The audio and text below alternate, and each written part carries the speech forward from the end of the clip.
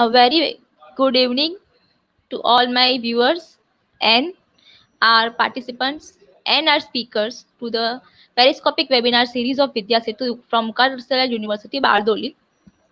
I, architect Kruti Joshi, professor from Ramana Gupta School of Architecture, welcome you all to this greatest series of the different various mood of architectures.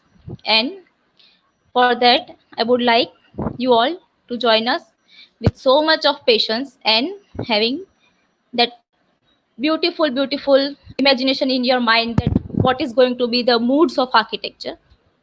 Now I'm going to introduce our speakers first, who has given their valuable time to us in giving their valuable views on architecture in different series.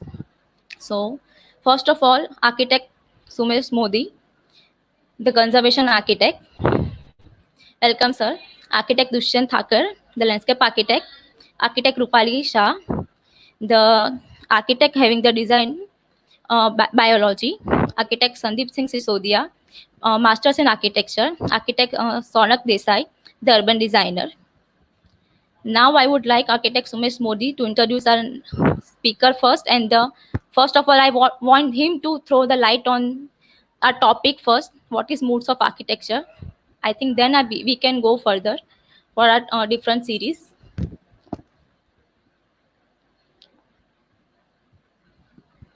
Sir, I think you need to unmute yourself first.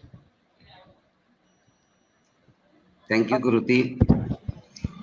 The topic which says different moods of architecture, it means different varieties in architecture, different seasons in architecture, different avenues in architecture, and different opportunities in architecture. You become architect by a degree and registration with COA, but then every architects have an opportunity to work with different seasons, different client, different context, different content, and slowly you become expert in something which you have worked over a period of time, and that becomes almost like moods or identity of your own. So here what this webinar is going to show us the different opportunities, different moods, and different avenues in architecture. So our first speaker is architect Dushyant Thakur sir, and I will like to introduce him as a first associate of my life. In 2000, meaning I came to a profession in 1999.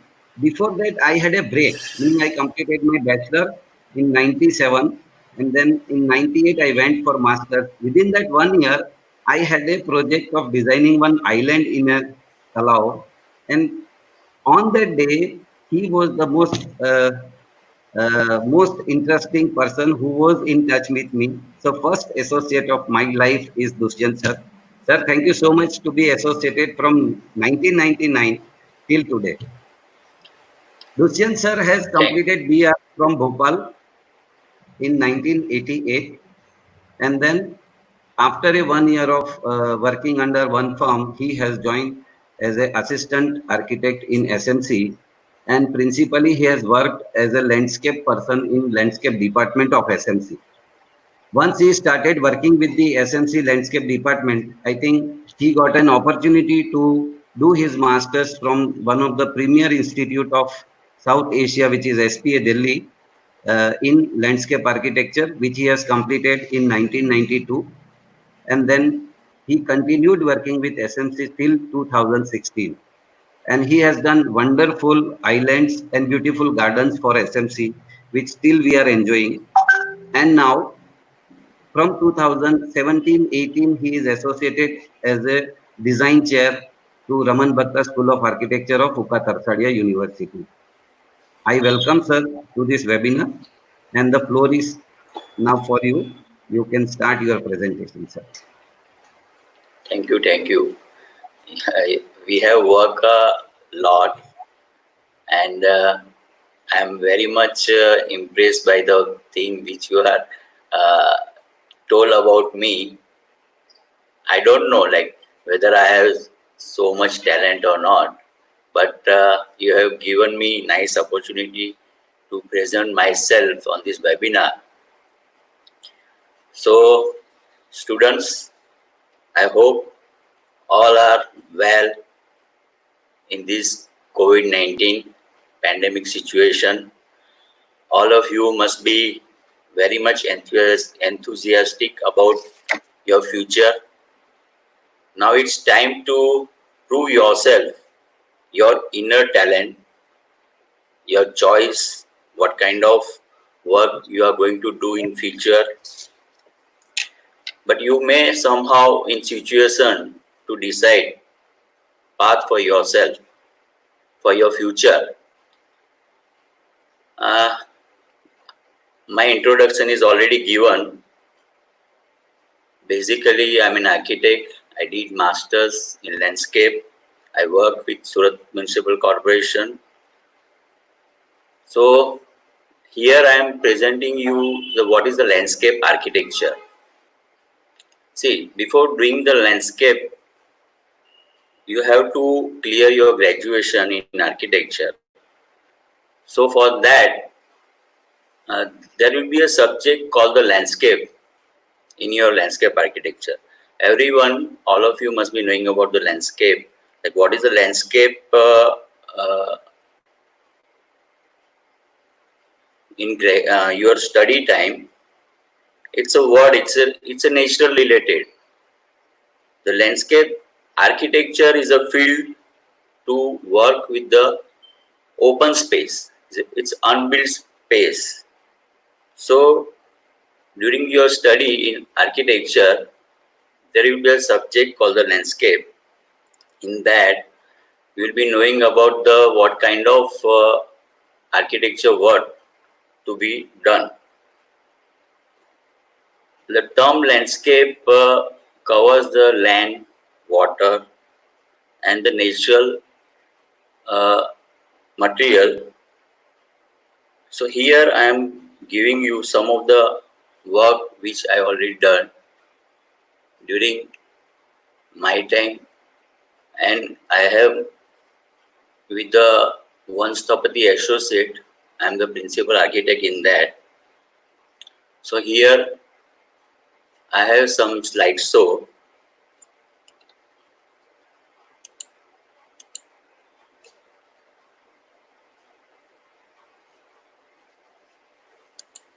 So I am sharing my screen.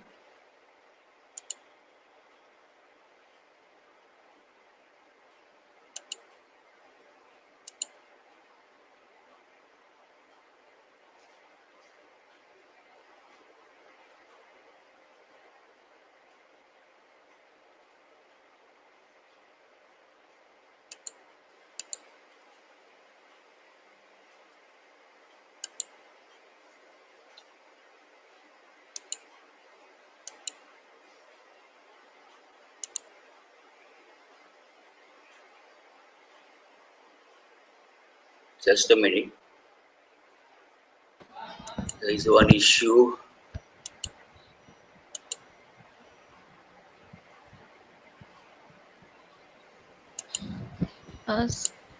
Sir, do one thing. Open your Yes, PPT after sharing. हाँ अभी इसमें PPT direct खोल दो. in this. हाँ इसको minimise कर दो और अपनी PPT को खोल दो. Okay, fine. Now, can you see this? No Hello? sir, there is a blank screen.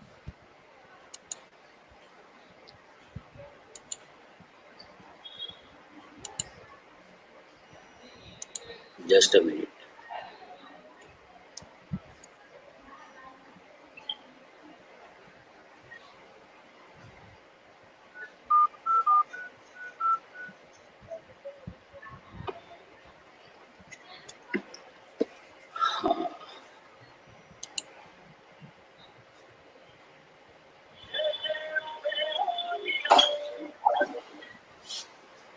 Let's see the.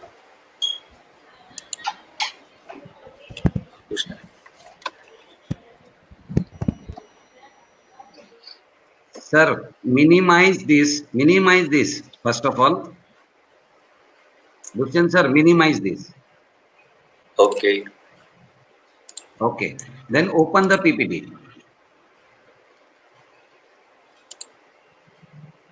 Yes. Now is it okay? Wait. Hello. Okay. Yes, sir, it is viewable. Okay.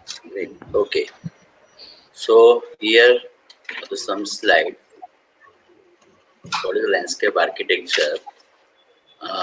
That what's actually I told.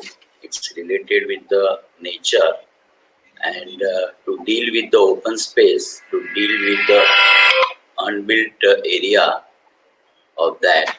So there are the different kind of landscape architecture work for the education institutes, for the public garden kind of thing. Everyone be available know about the garden, like what kind of it's a public space. So here the one example everyone knows about this Gopi Talao. So Gopi Talao, the principal architect was the urban initiative, but the internal design of the landscape part was done by the Vanstapati associate. So look at the space, that whole area has been divided in the 7 different kind of space. So there are the 7 space. It indicates the Surat and Surat speciality.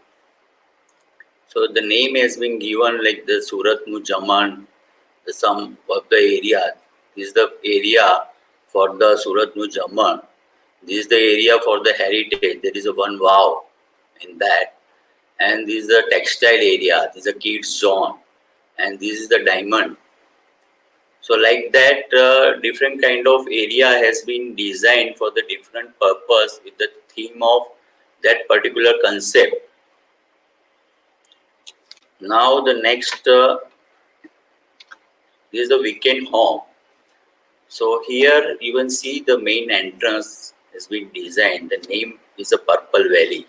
So the entrance is designed with the purple color with a interesting form of the valley kind of thing. In the center, we have created one vista, and in between there are the different space for the different kind of activity has been provided.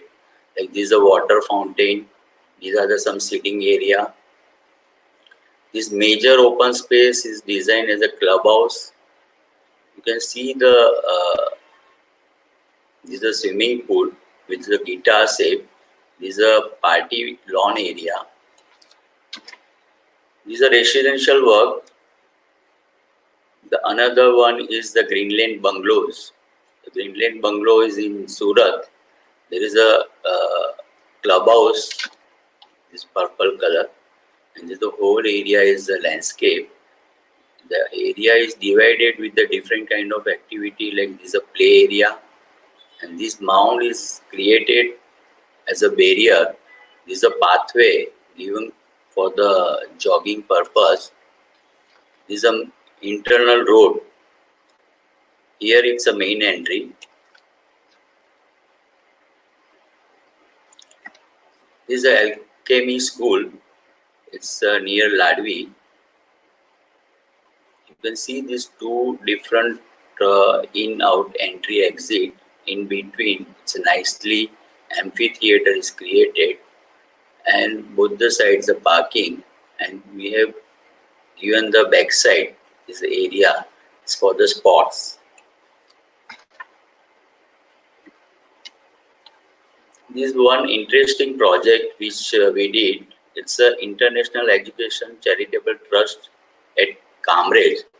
The client told us he has given the site, and he was having the requirement of either the place he will use as a hotel or some institute, or he may use as a farmhouse also. So this built mass we have designed in such a way, so if the person wants to use as a institute, he can, or later on if he wants to convert it in the hotel, so he can convert it in the hotel. And it's located just adjacent to this Tapi river at the Kamrej. This is the way it's going down to the river. This is the upper area and this is the lower area.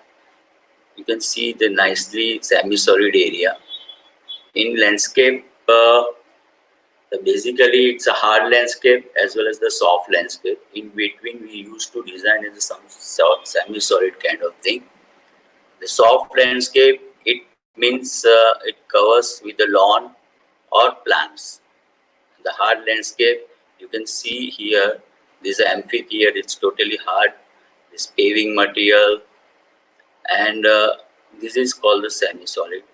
Look at here at the bottom, we have designed in pathway with the pattern of these petals. This is a concrete block and it is cut in such a way that you will get the leaf shape out of the lawn. This one project, it's a farmhouse project. It's not farmhouse, this is a common area. The whole area is a home valley. It's a weekend home, and here it's a club. There is a party lawn area. We have created different kind of zone with the different use, the sitting area and all. The back side it's a swimming pool. This is a main entry from the roadside. This is an amphitheater. It's located at Dola Pipra. This Sagun residency. In this, actually, we were having very less open space. The whole area was covered with the residential building. Only the space which we are getting the edge. This is a very narrow strip. In this narrow strip, the beginning there is an amphitheater. Then we have created the some lawn area with the entrance, and this is the pathway.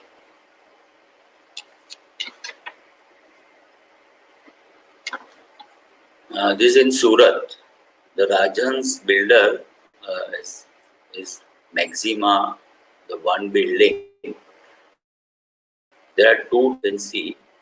In that, we have hardly 50 feet by 150 feet area, which we use as a sitting area as well as for the jogging purpose. These are the block, it's a total stone, the solid stone block we use as a bench. This is a pathway. These are the trees. On the left side, on this side, there is a kids play area. It has a synthetic floor. This one more institute, it's a Sri Vasisht Vidyalay. It's on the highway, Kamrej. These are the building for the educational purpose. It's a school. This is the entrance. This is the entrance plaza.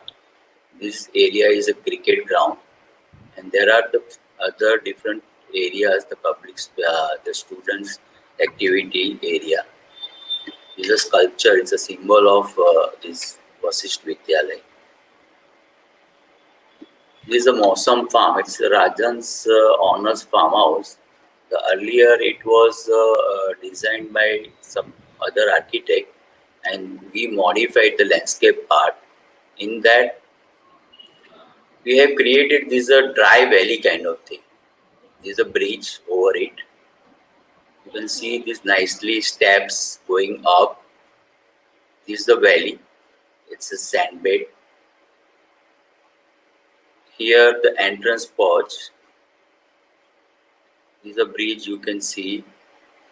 Here it's a glass house. It's totally covered with this coconut palm tree. You can see night view of this glass house. Some of the elements in this garden area. This one project, it's a bungalow. It's Mukesh Bhai and Satish Bhai Ropliwala. Here is architect Kishore Bhai Hathiwala. He has only designed this bungalow, and these two bungalow, one is for the Mukesh Bhai, another one is for the Satish Bhai. In between, we have created this landscape area. This is the entrance part. It's covered with the pergola. This pergola is with the stone. It's a solid stone. It's sandstone, the red sandstone. In this also, there's a pathway. You can see the detail of this pathway. These are the small planter. This adjoining to the bungalow, the area is raised about 1.5 feet. A huge lawn area and some semi-open space kind of thing we try to create. This is the project. It's not totally related with the landscape. It's a pavilion. It's a garden of spice, the restaurant, which we created in the open area.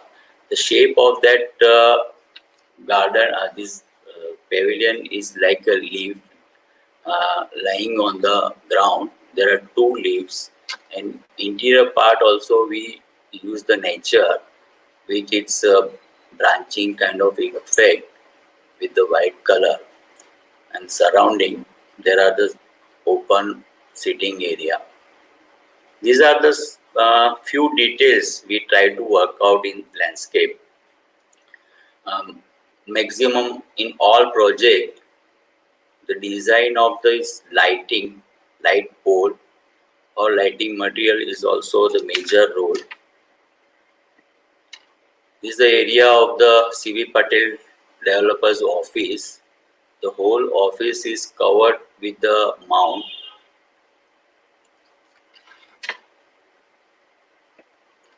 This is a fitness health club. Here it's a main facade and this is a main entry. This facade is created with the SS. Okay, here there is a swimming pool. There is a gym area. Adjoining to this swimming pool, you can see this semi-solid area. There is a fountain. This island in the Surat at the Y junction. So in this, actually the major island is the center one. We have a channelizer. These 2 channelizers on the both side. This is a small island in which we created this flag, and these are the elements. In central island, we have created the fountain, and this is a very interesting space which we have created as a selfie zone. So maximum people are gathering here and they are taking the selfies.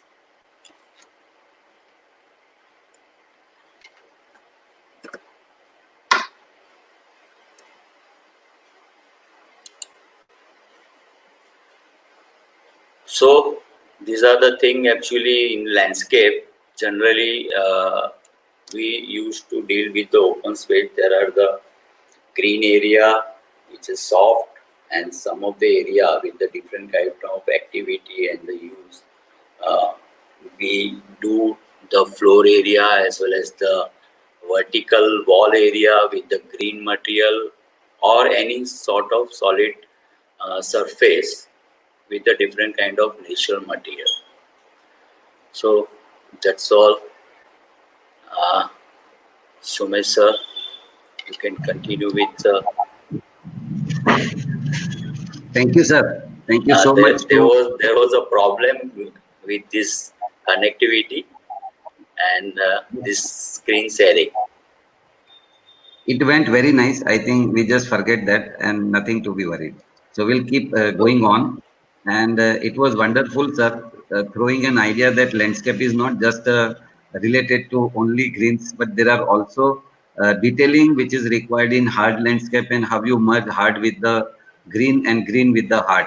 So it is almost like part connected to landscape and then part within the landscape. So what I understand from your presentation, wonderful work. Thank you so much sharing your work with the upcoming architects and those who are viewers on this webinar. Now we have next speaker, which is a thank you, sir. Next speaker, architect Kishore Hathiwala. Now he is also very special to me. He is my first point of reference in Surat. Once I passed my Bachelor of Architecture and came to Surat in 1996, I think within a week, I started finding out where to go and what to do. So I went to Kishore Bhai, and this is how he became the first professional guru of my life. So thank you, sir, being a guru from 1996 and still connected to you.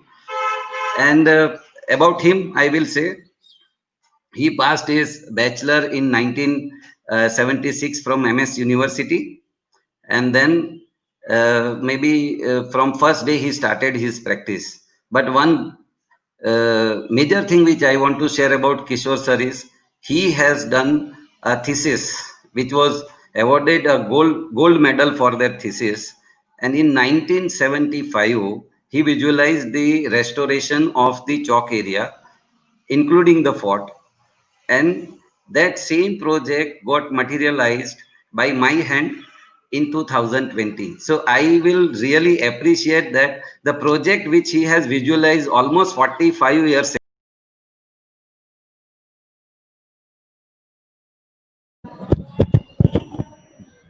I think there is some issue in connection with Sumit sir, but yes, I think Kishore sir has given a very huge his part of his life in giving many good projects to our generation and generation. We are blessed that we have architect Kishore Hathiwala here. So I would request architect Kishore Hathiwala to start it to share something about his projects first. Then we can share his slides. Thank you very much. I mean, sorry, I'm missing Sumesh on the screen.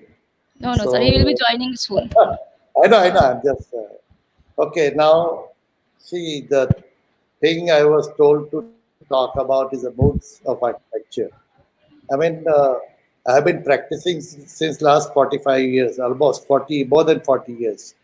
But it is so far, it's so difficult for me to even explain that part, because I think I have done a lot of experiment with a lot of things, but still I have not come to any conclusion that this space will react, give you this kind of mode. It is, we always talk about the space and everything, but how it really, gives you the result is still not known. Because see, like many people, ultimately in our any of the project, whether it's a small house or big house or office or anything, a client is the first person that comes into our mind, and for him we are designing something. So what is important is to take care of the client's requirement, and to fulfill all his dream through our ideas. We have to make his dream visualized by our efforts. So that is a really kind of a very challenging thing. And so it's like, I would say, when see two people like in a house, husband and wife, also cannot blend well, how architect and a client will blend. See, so it's a really challenging thing. Like, for an architect to make client happy about it, and to make kind of his dream, making it true. So it's a really challenging thing. And it's his last 30, I mean 40 years I've been trying to do that, but I don't know how far I'm successful. Well, there are some couple of projects that we have done very recently. It was done by Kishore Hathiwala Architects. That includes my both the daughters, one my son-in-law. They are all we coordinated in these two projects. Okay, you can just go ahead. So it's a house for Bachkaniwala family in Vesu. It's a huge house, almost like 13,000 square feet. This is all front views. Next. Yeah. It's a very linear plot. You wanted some big garden in the front, and then most of his utilities at the rear side. It's all elevated place. That is the entry, main entrance, and entrance door.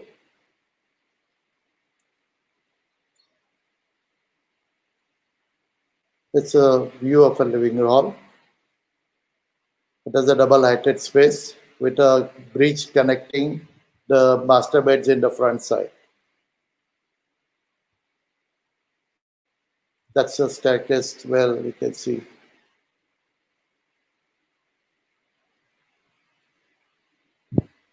There's some views of the living hall.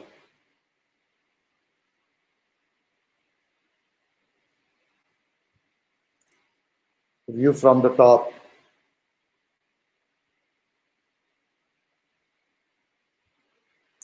Family sitting.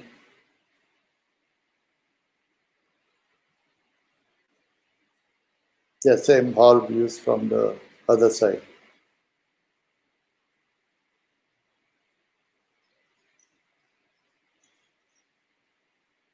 It's a kitchen. This house was done for the lady who got into a Master Chef season. I don't remember, but Dolce Bachkaniwala. It's her kitchen. Celebrity. This is another house that we did recently, around 5 years back. That is in near Vijayanagar Society. It's a Sabu residence, Narendraji Sabu. This is external view. It is like a wings, the wings of your dreams.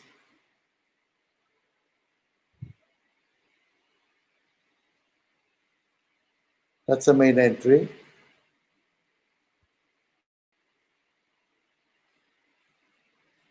The next is part of the entrance and the living hall.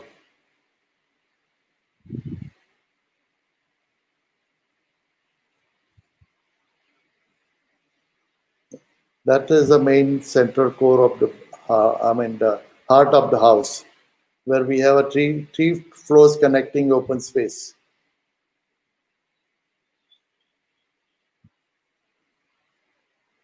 That is a kind of very gigantic wall in the center.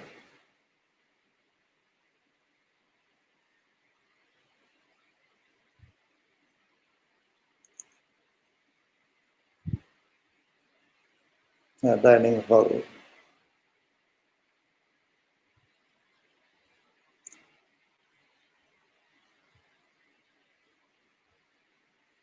That's a home theater.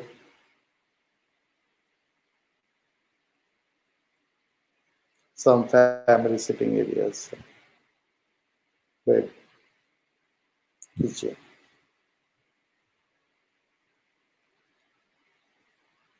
Okay, so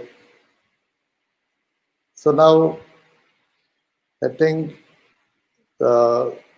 basically architecture, as I understand, is not something making a beautiful buildings, but it is a try to creating beautiful spaces, which is very important because we are building for people to live in. It's not like other art that you make a painting, you make a sculpture that has its own forms and dimensions. But our building form is something we are creating a space for people to stay inside and to fill the space. So that's why we call an architecture is a kind of, it's an experiencing of the spaces. It is always a kind of, one has to be into the art to experience what the architect has really created for it.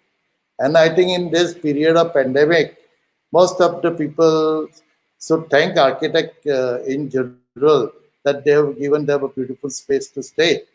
Those who have enjoyed their 2 months stay in the house, I think that can be the, kind of the community at large, architecture community at large is, the people of Surat should thank, or people of world should thank us for giving them a space to stay, healthy space to stay. Okay. I can be open for a discussion now.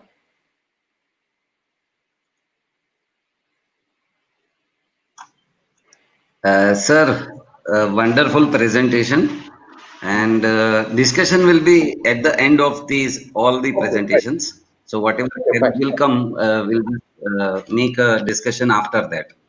And I don't know what happened, but just one thing which I want to say more about Kishore Bhai is wonderful projects. Of course, he has created an image in Surat. Anyone who wants to build a bungalow in South Gujarat, he will once think about Kishore Bhai, whether he will give project to Kishore Bhai or not, but he will definitely think about Kishore Bhai. That era was there.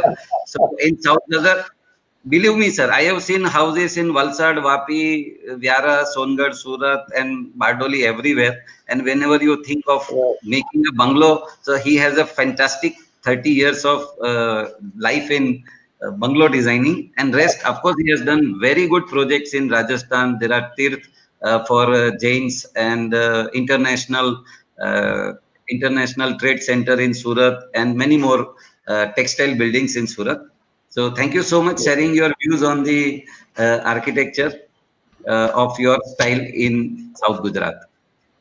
Hand it over to Kruti. Yes, sir. Thank you so much, sir. And it was wonderful presentation by architect Dushyant sir, even architect Kishore sir. Now it is like कि जो सबका introduction देता है इसको introduction की जरूरत नहीं है, but yes I would like to introduce architect Suresh Modi, the founder of Modi associates and Dean of Faculty of Design, Planning and Architecture, Uka Tarsalia University. His book, Impression of Forgotten City, was published by Archaeological Survey of India in 2004. His research work led to the inclusion of Chapaner Pavagar to the UNESCO World Heritage Site List 2004, which was first in Gujarat and 25th in India. His architectural conservation project, Restoration of Surat Castle, has been awarded by the Smart City Award 2019 under the Economy and Cultural category by the Central Government of India.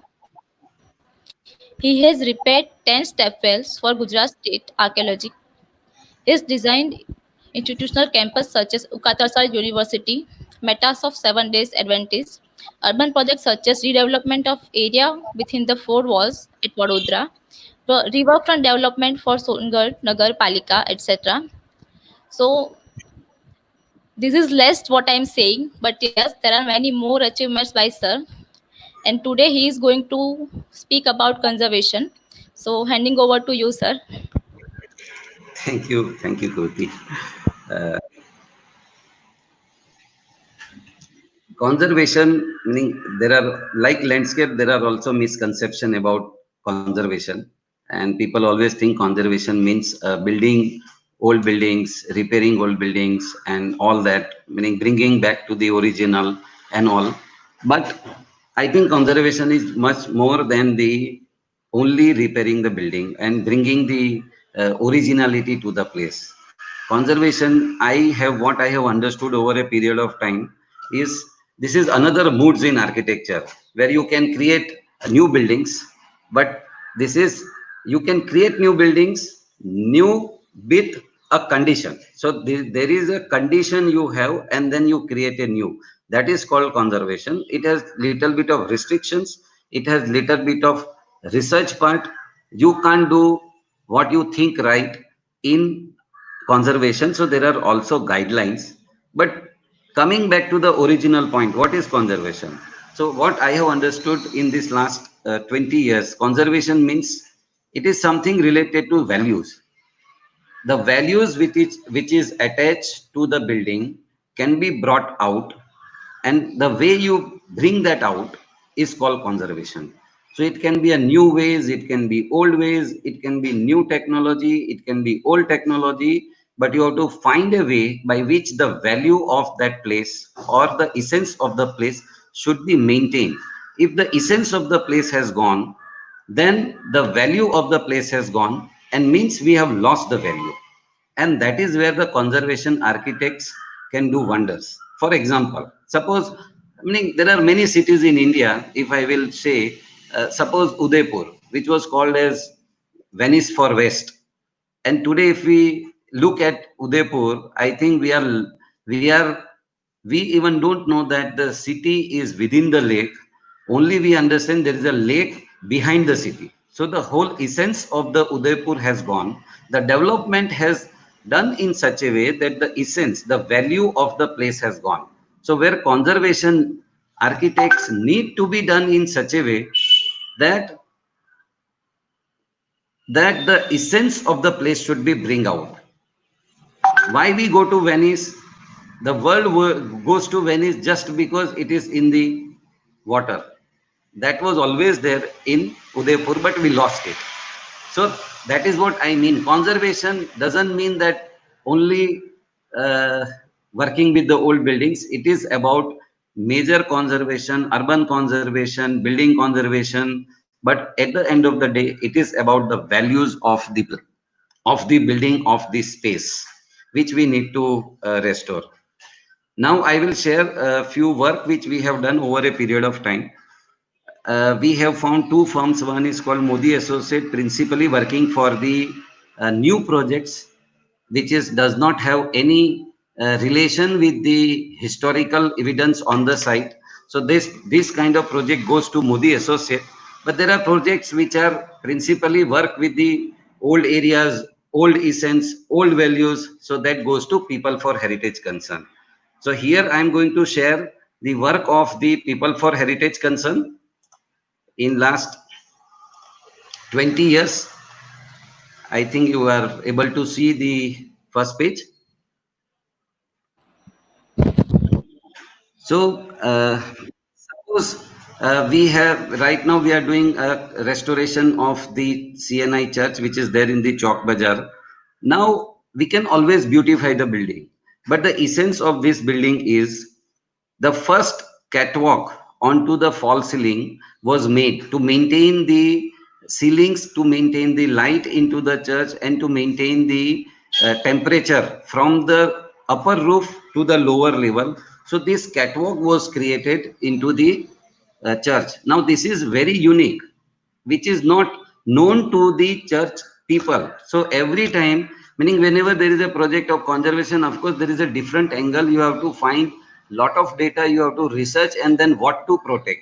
So what we are doing here, we are making a way into this catwalk. So once you go to church, of course it is a prayer hall, but after prayer hall, everyone who want to visit the church can go to this wonderful architecture of the Surat, specific to Surat, which is unknown to people. And likewise, we are bringing values back to the place. Suppose this is another building in Surat, which is in Randher. This building is empty. This building is unknown to people. Why I will say unknown to people? Because it was there like a khandar, and then slowly when I looked at it once, and then I started inquiring about it. Okay, what is this building? It looks like almost a Andrews Library. The architecture is of that style, but seems to be little older, and maybe construction system which was telling us that this is little different than the Andrews Library. And then slowly I have pushed this project to SMC, and we are restoring this. After our research, we found the first Surat Municipal Corporation, which is Juni Sudrai, was found in this building. So this is the first municipal building for the Surat, which was found in Surat and not in Randher and not in Surat. Now this is very unique to Surat. We doesn't know this. So that's why we are restoring it like a urban center for the people of Randher. They can always go in, use for different activities which we are going to propose. This is another building which we have restored through research. A third building, third project, which is a small church, not part of the CNI, but the same body. It was almost deteriorated, and they had only 20 lakhs. They said, we want to restore, we want to redo the whole thing, and new building should be coming up here. But then when they have approached me, I said, within 10 lakhs, you will save 10 lakhs. Meaning, I'm not giving you the exact figure, but in half the money, we will restore the building, and it will be more beautiful than the new building which you are going to build up. So this is a new building this was a part of the CNI church and extension of the CNI church in Nanpura, which was unknown to people. Now this building is prayed by the people on every Sunday, but the ceiling, the detailing, all that which was there, we have tried to restore it to show there is a different construction system. This is very unique. If you look at it, the gutters and everything, meaning the chances of water leakages are very high. Still, we have restored it in such a way that there will be no leakage, but still the originality remains with the building. So the value of the building, it was plastered. We have removed all the plaster from the bricks. The bricks are not very good. So we have strengthened it with the chemical, and slowly pointing has been done to bring to the originality. Now another project which is very unique to Surat Gandhi Garden, which used to be called as Victoria Garden in earlier days. It used to be a Maidan. If we look at the story of the Victoria Garden, we had this fort taken over by Britisher in 1800, and then slowly the areas in front of the castle was cleared to have the march of the military, to show the power, so that there won't be any let's say revolt from the society, because they are showing power every day. This is done everywhere in India, even in front of the Red Fort in Delhi. Some portion of the Shahjahanabad was cleared just to have a military marching every day. So this Maidan was slowly converted into a Victoria Garden, which slowly became the Gandhi Garden. And then somehow the project came to us, and we have to restore the, we have to do simple compound walls of the garden. Then slowly we found out all cast iron grills, which you are seeing in the slides, are lying into SMC buildings in their godown, and nobody is taking care of it. So, in fact, the money was sanctioned to have a new grill. I have used 200 old grills, which is 100% original of the Victoria Gardens. But there were a technical problem of supporting, and hence it was breaking every year, and they were collecting and keeping it somewhere. So we have introduced a new system by which all the grills have been installed. Original grills have been installed. So this is how we can bring back the values of the place with a new material, new construction system, new technology, but the old grill, old look.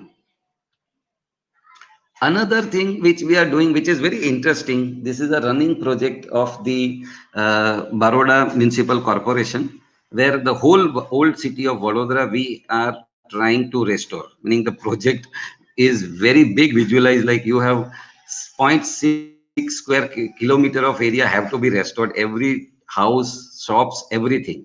But we started with the monument first. And believe me, by that time, nobody was knowing there is a Maratha layer into Mandvi, and there is a Sultanate layer to every gate. We all have seen gates of Vadodara and the Mandvi, which is in the center. So this, you can, even in the bottom half, you can actually identify up to a arch and a little bit top is a Sultanate gate.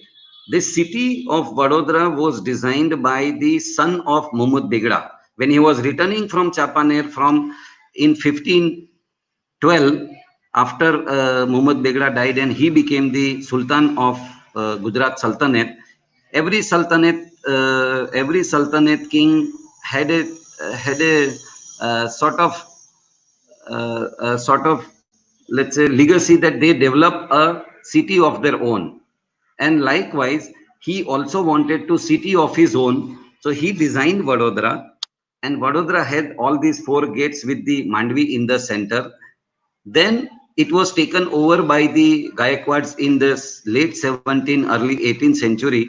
And then you can see the top two layer and top three layers in the Mandvi is developed by the Marathas. Now this new technology which was added into the building spaces and building construction can give us a very good clue. Then I went back to the research in British Library, found out all these images, and we are restoring. Suppose this Mandvi, this is not the 100% restoration which we have done. We have only done the half the work. But the Mandvi original, we have found from the British Library and trying to bring it back to the society of Vadodara, and also the glory of Vadodara back to the city. Of course, this is a prestigious project of Kishore Bhai, which I am doing right now. He visualized 45 years ago. So Surat Castle, and uh, uh, what we have found out in the Surat Castle through research, every time there is a inherent quality of the built spaces and construction system in the historic buildings, which tells you the story.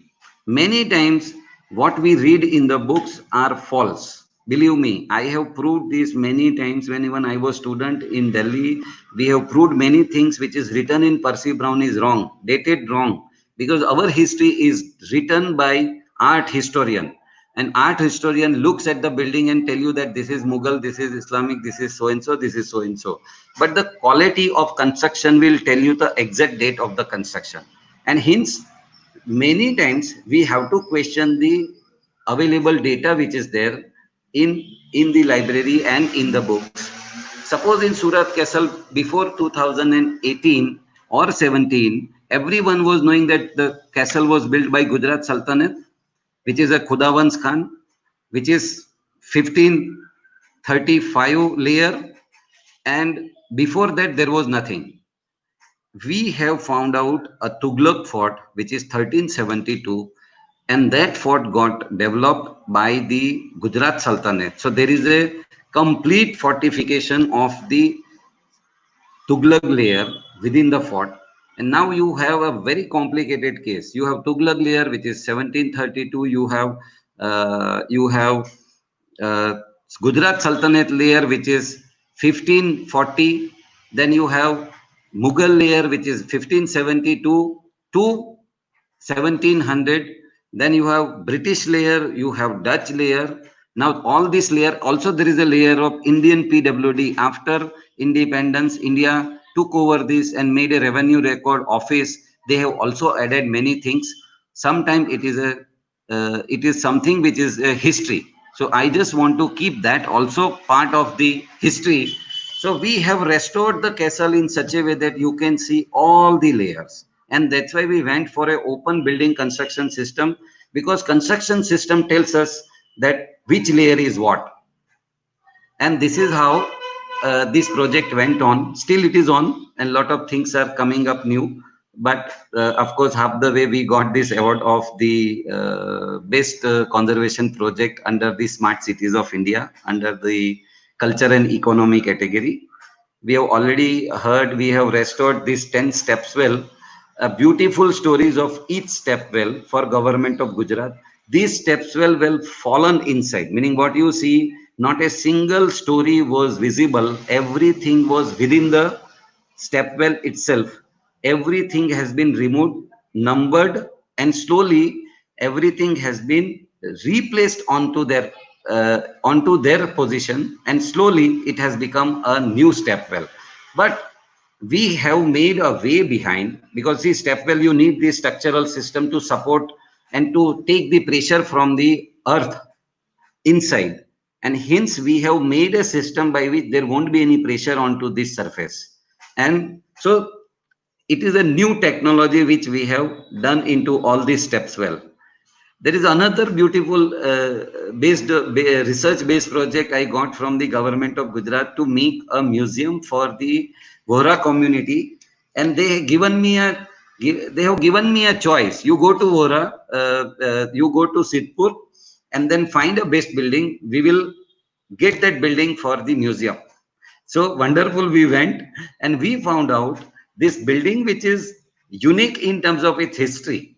There were beautiful streets, but then this building got evacuated in partition, and the guy who was Vohra or a Muslim went to Pakistan, and this building was abandoned. Gujarat government took over this building and made a revenue record office, like a Mamlatdar office for Sidhpur. And the way it has been maintained was very sad. So we said, okay, let's evacuate the Mamlatdar building and shift the Mamlatdar office from here. And all that has been shifted, and this became the Museum of Sidhpur for the Vohra community. But the research the main part in conservation is values and research. So this research has proved and made government evacuate this building, because it is an interesting building, became an importance in partition. So there is a very beautiful carving inside of the Vohra community, furniture which is already there, all abandoned. So we have recreated all that for the government of Gujarat. This is another very nice thing which we could do for this central archaeology department. Everyone knows there is a Dandi March done by the Mahatma Gandhi, and in that Dandi March, Mahatma Gandhi ended the walk by reaching Dandi at 3 o'clock to this building, which is a Vohra building, and this Sefi Villa, this the saint of the Vohra community asked him to stay in this building, and then at 4 o'clock he addressed a meeting for the people in the evening, and next day morning he went to the sea and broke the law of the salt. Now this building became the very important building for the freedom, independence of India and freedom movement for India. So Vohra community after independence went to Jawaharlal Nehru and said, from here we got the independence, why can't we make a museum for Mahatma Gandhi in this building, and we will donate this building to government of India. Nehru ji came to this building and took over the building. Slowly it became the museum, but then it was after that maintained by the PWD. And then if I will show you more photograph, the older photograph, all thatch roof, flooring, everything got destroyed. They made an RCC building. All the flooring is done with the granite tiles, and slowly it is a new building. So ASI, the central government body, told me to restore this building, and we went to Gandhi Ashram, Ahmedabad, and then we were finding the data, and believe me, we were seeing the movie of the meetings or the preachings which is done by Mahatma Gandhi ji at 4 o'clock, one day advance in the evening, and we could see the building. Somebody has done the movie on that and recording of that. So I could see that building. I could find out all the photographs when Jawaharlal Nehru came to this building, and when he was walking on this, all that terracotta tiles and the detailing was visible. So we could manufacture all that and bring that glory of the building back, and we redo the whole museum for Mahatma Gandhi ji here, which is a Dandi March. Another restoration of the stepwell in Champaner from the World Bank gave us money, and then we restored one stepwell in Champaner. Same stories, lot of, you can see how it was, and then beautifully with only 10 lakhs we could restore this. Our Andrews Library, a very beautiful building, which was also very little money, 17 lakhs was given by the Torrent Power, and with that 17 lakhs we restored this building in I think 2007-8. So everything has a research part which will bring back the value of the place. Another building which is a palace into the Vadodara. Now this palace is very interesting. Why I will say interesting? This palace is a Makarpura palace, and nobody knows why it is called Makarpura palace. Just because not that it is placed in Makarpura, it has a British elevation, and there was a palace which was almost like a resort in summer for the Gaekwad. So it was within the lake in Makarpura like a resort, and slowly they got fascinated by the architecture of the British in that era, late 19th century. So they called one architect and designed for only elevation. Can you see only elevation which is British with a porch, and the palace is behind, which was, I am saying unknown, meaning nobody knows why these two different things. But through construction system, again we could find out there are two different things, and then we have restored it two differently. So one is Maratha Gaekwad architecture and one is British architecture. So it will bring a beauty interest into the project, first of all. Attack Fort, interesting catapults, which is unique system I have never seen in the anywhere, meaning I have seen it through internet, but physically I have seen it here. There were 87 catapults behind this fort, like a gilodi. You can throw big stones onto the enemy from behind without using any mechanical system. So before gun power, this was the system to fight. So very unique fighting fort in Champaner, which we also restored with the money of the US Ambassador grant. This is for the Navsari. We restore documented. In fact, not this is just a research-based work in Navsari, in Baroda, and last one is of course Champaner, which became their first World Heritage Site of the Gujarat. So I will end by saying only two things. One is we need to do a thorough research in conservation, and second, we have to find out a value based system by which you can conserve the values but not the building. Thank you.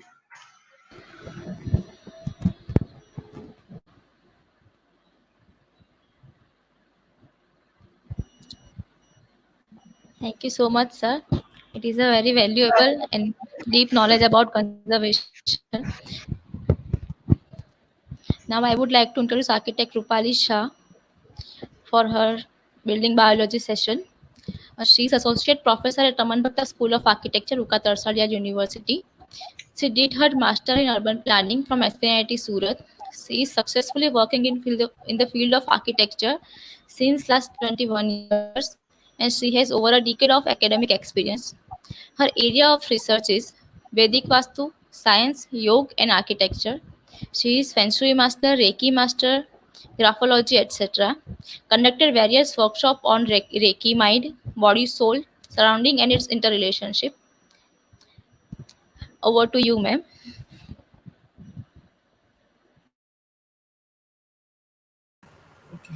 Okay. Thank you, Kruti. My topic is some little different from the regular architecture. What is biology? Biology is the natural science that studies life, their physical structures, chemical process, molecular interactions, development, and evolution. Basically, we say that we categorize different types of biology. Human biology is different. For plant, we say that it is a zoology. For animals, we say zoology. For plants, we say botany. But at certain level, actually, they all are interconnected, and they are only one entity, basically. So I'm starting it. Screen share. એક કેમ છે screen share છે જ ને મારું already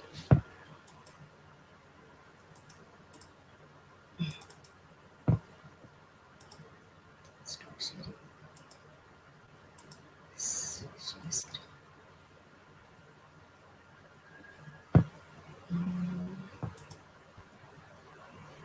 ક્યાંથી ચાલુ? આને મિનિમાઇઝ કરવાનું ફૂટી કરવાનું કીધું હા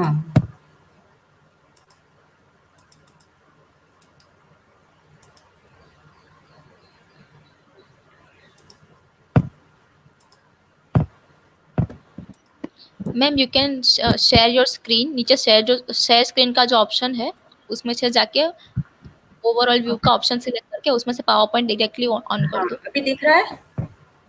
नो मैम. आ रहा है? नहीं आ रहा है? नो नहीं. Just a minute Kriti share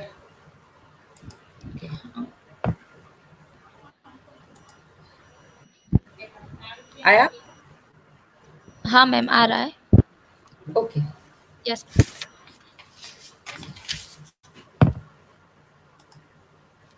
So, building and its biology, which is mainly related to the space design for health, happiness, and harmony. I would like to share one workshop we did. Basically, I want to actually share this before understanding exactly why it is important. So, at energy level, how it is connected. We did one workshop, communication with the plants and animals in Bombay. And this photograph, we are at the first day we are connecting with the animals. These all are having pets, and we are calling their pets, and we are interacting with them without seeing them.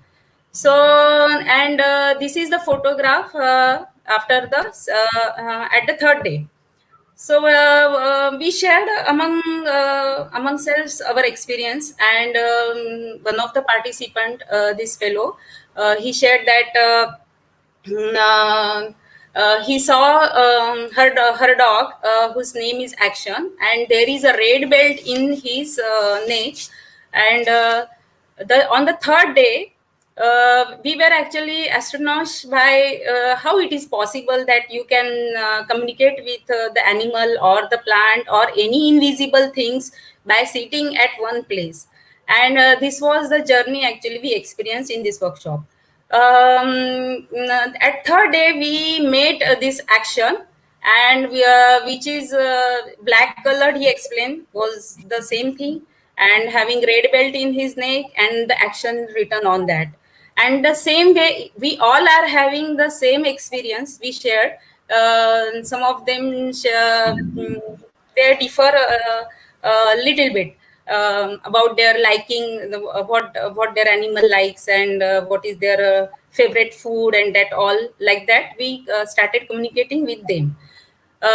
So how it is possible? Basically it is all related to energy. We see the things by our naked eyes, right?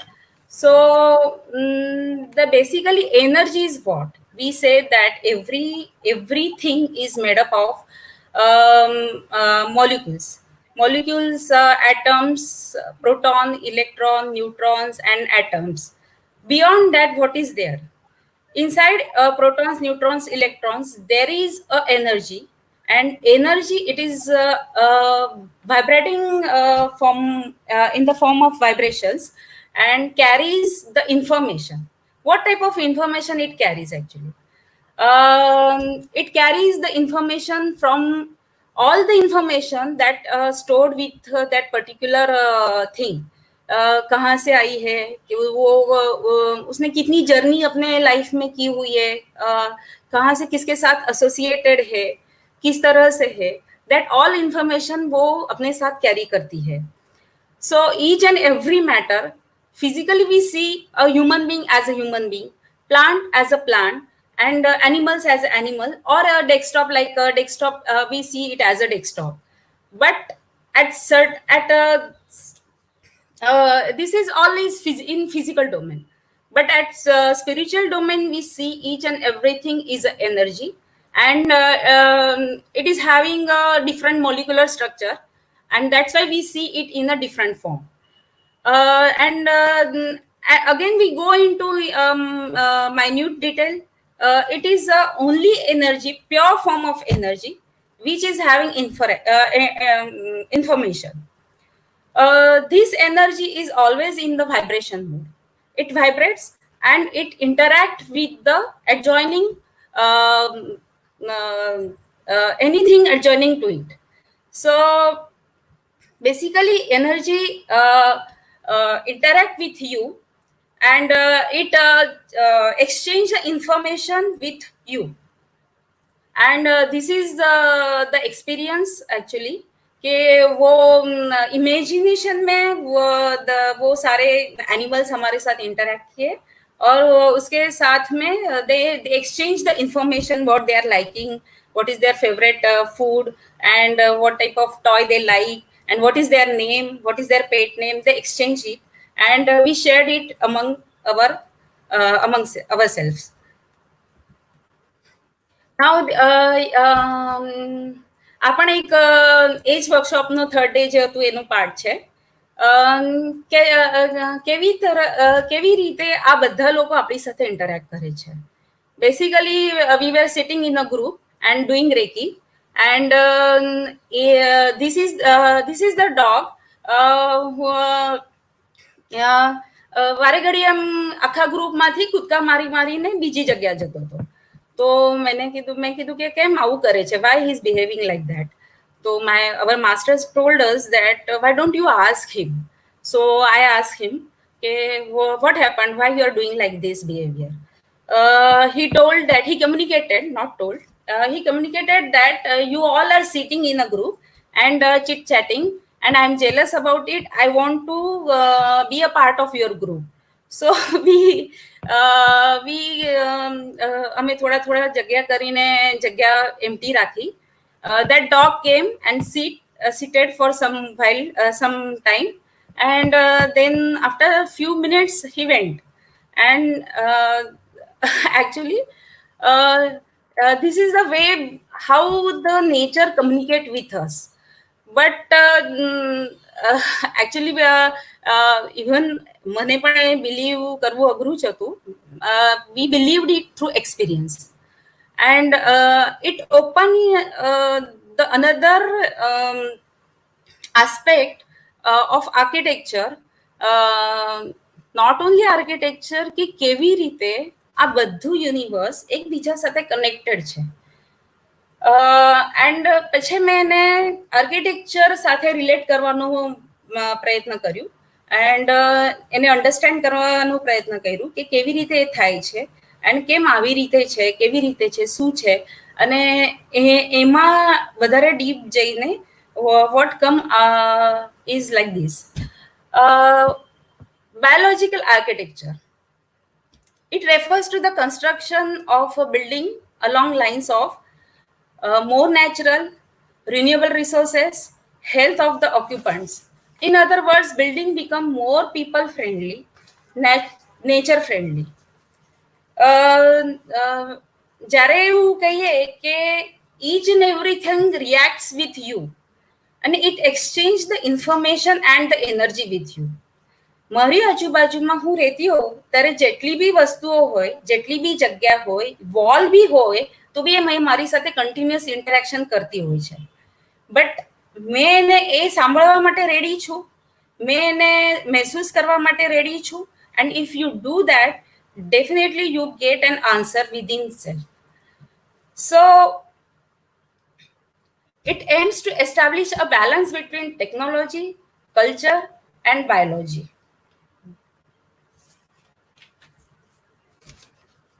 Why more natural materials? Why renewable resources? Why natural materials? Why minimalize the resources? Because they are limited among of the in the nature.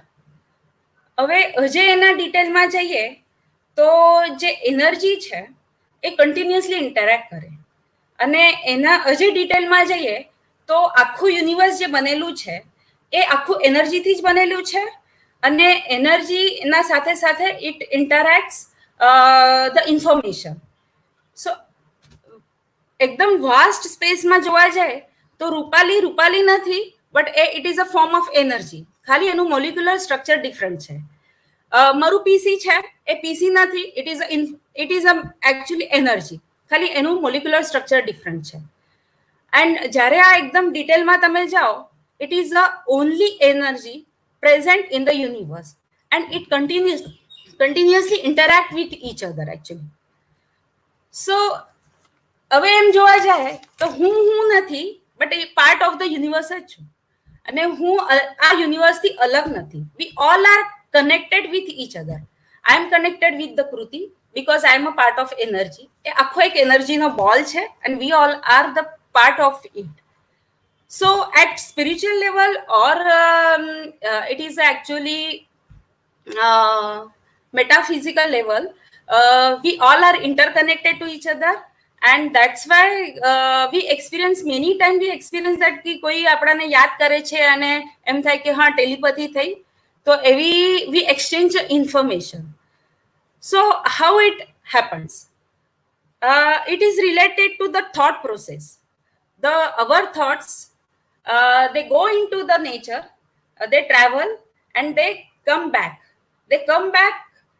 What we are sending, and એના રિએક્શનમાં એ પાછી આવે છે. So what we give back is come back 1000 times reflection સાથે. Now આપણી જે body બનેલી છે or the energy બનેલી છે, નેચરનું એ સિસ્ટમ છે કે એ પાછી નેચરમાં ભળી જાય છે. We all are on the universe, we all are made up of the Pancha Mahabhut, that is Prithvi, Agni, Jal, Vayu and Akash. And system એવી છે, કોઈને પણ તમે નેચરમાં જોશો તો સિસ્ટમ એવી છે કે એ પાછી નેચરમાં જ ભળી જાય છે, અને એ ભળી જાય છે નેચરલી, કોઈ ને કોઈ ફોર્મમાં ભળી જાય છે. સપોઝ પાંદડું પડે છે તો એ it become a mulch and એનું ખાતર બની જાય છે, અને એ અને અગેન ઇવન થઈ જાય છે, અને એ પાછી ઉપયોગી થાય છે. સો we see the nest built by the bird, it is again like that. And the nest built by the ant, it is also same. કે અગેન નેચરમાં એનું સાયકલ પૂરું થઈ જાય પછી અગેન સાથે નેચર સાથે ભળી જાય છે. વી feel that we are human super power, and આપણે થોડુંક આપણને એવું લાગે કે 5 સેન્સીસ આપણા વધારે ડેવલપ છે તો we only think for our self, but it is not like that. Biology is not like that. It is a chain and it is interconnected with each other. So જ્યારે પણ as a individual think કરવા કરતા we have to think for the whole universe. And the same way આર્કિટેક્ચરમાં જ્યારે કામ કરીએ ત્યારે building materials થી લઈને each and everything should be like કે એ પાછી હું યુનિવર્સને કેવી રીતે પ્યોર ફોર્મમાં ઓર યુઝેબલ ફોર્મમાં મેં આપી શકું. If you take an example of materials which is man-made and which is natural material. Suppose plywood paneling is made by the man and the wooden is a natural material. If we compare these two materials, then the amount of formaldehyde released per meter square surface area per day, if we compare, for plywood it is a 34,000 and wooden paneling it is a 1,500. So if we compare these both the things, we see that natural material always જે toxicity એની હોય છે એ બહુ જ ઓછા ફોર્મમાં હોય છે, અને જે થોડી ઘણી બી હોય છે because we add on to it. Like wooden panelling હોય તો એને આપણે ગ્લુથી સ્ટિક કરીએ, નેલિંગ કરીએ અને એની સાથે સાથે એને પોલિશિંગ કરીએ. સો ઇટ પ્રૂવ દેટ કે નેચરલ કોઈ બી મટીરિયલ હોય તો એ નેચર સાથે ભળી જાય છે અને એનું મિનિમમ એ ઇમ્પેક્ટ એકબીજાના સ્પીસીસ સાથે કરે છે. And that's why the materials are more friendly than the man-made materials.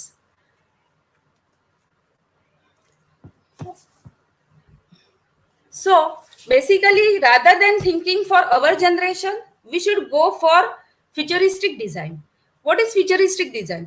Futuristic design, what I understood is that the design which allows the material which can easily blend into the nature after it completed its cycle or its lifespan.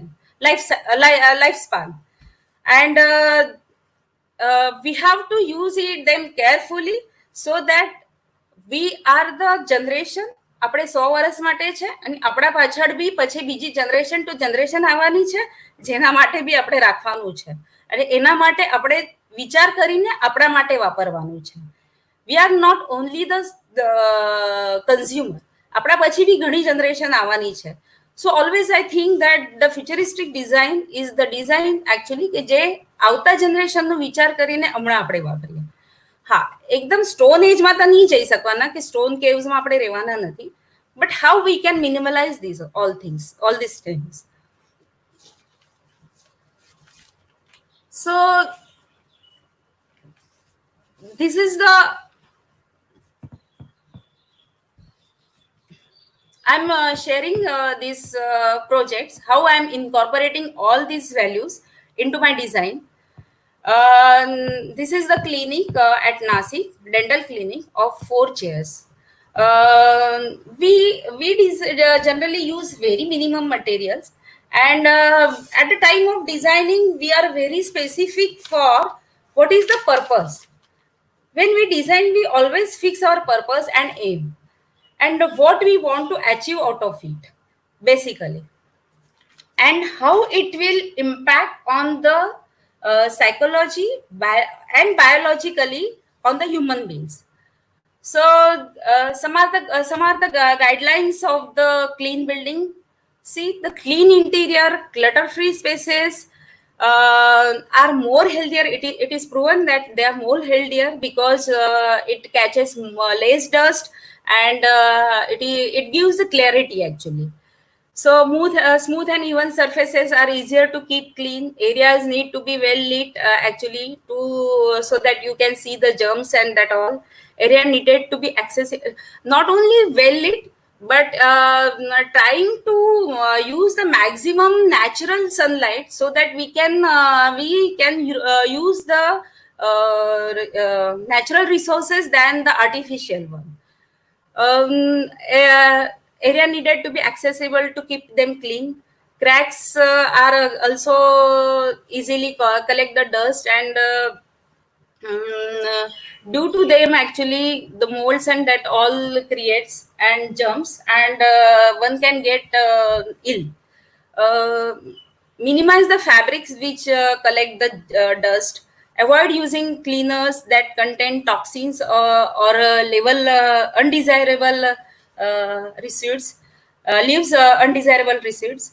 Again, the other thing is electric appliances. Why focusing on the electric appliances? Because all the electric appliances generate the electromagnetic radiation. In the universe, there are already magnetic radiation. They are come from the cosmic and from the ground.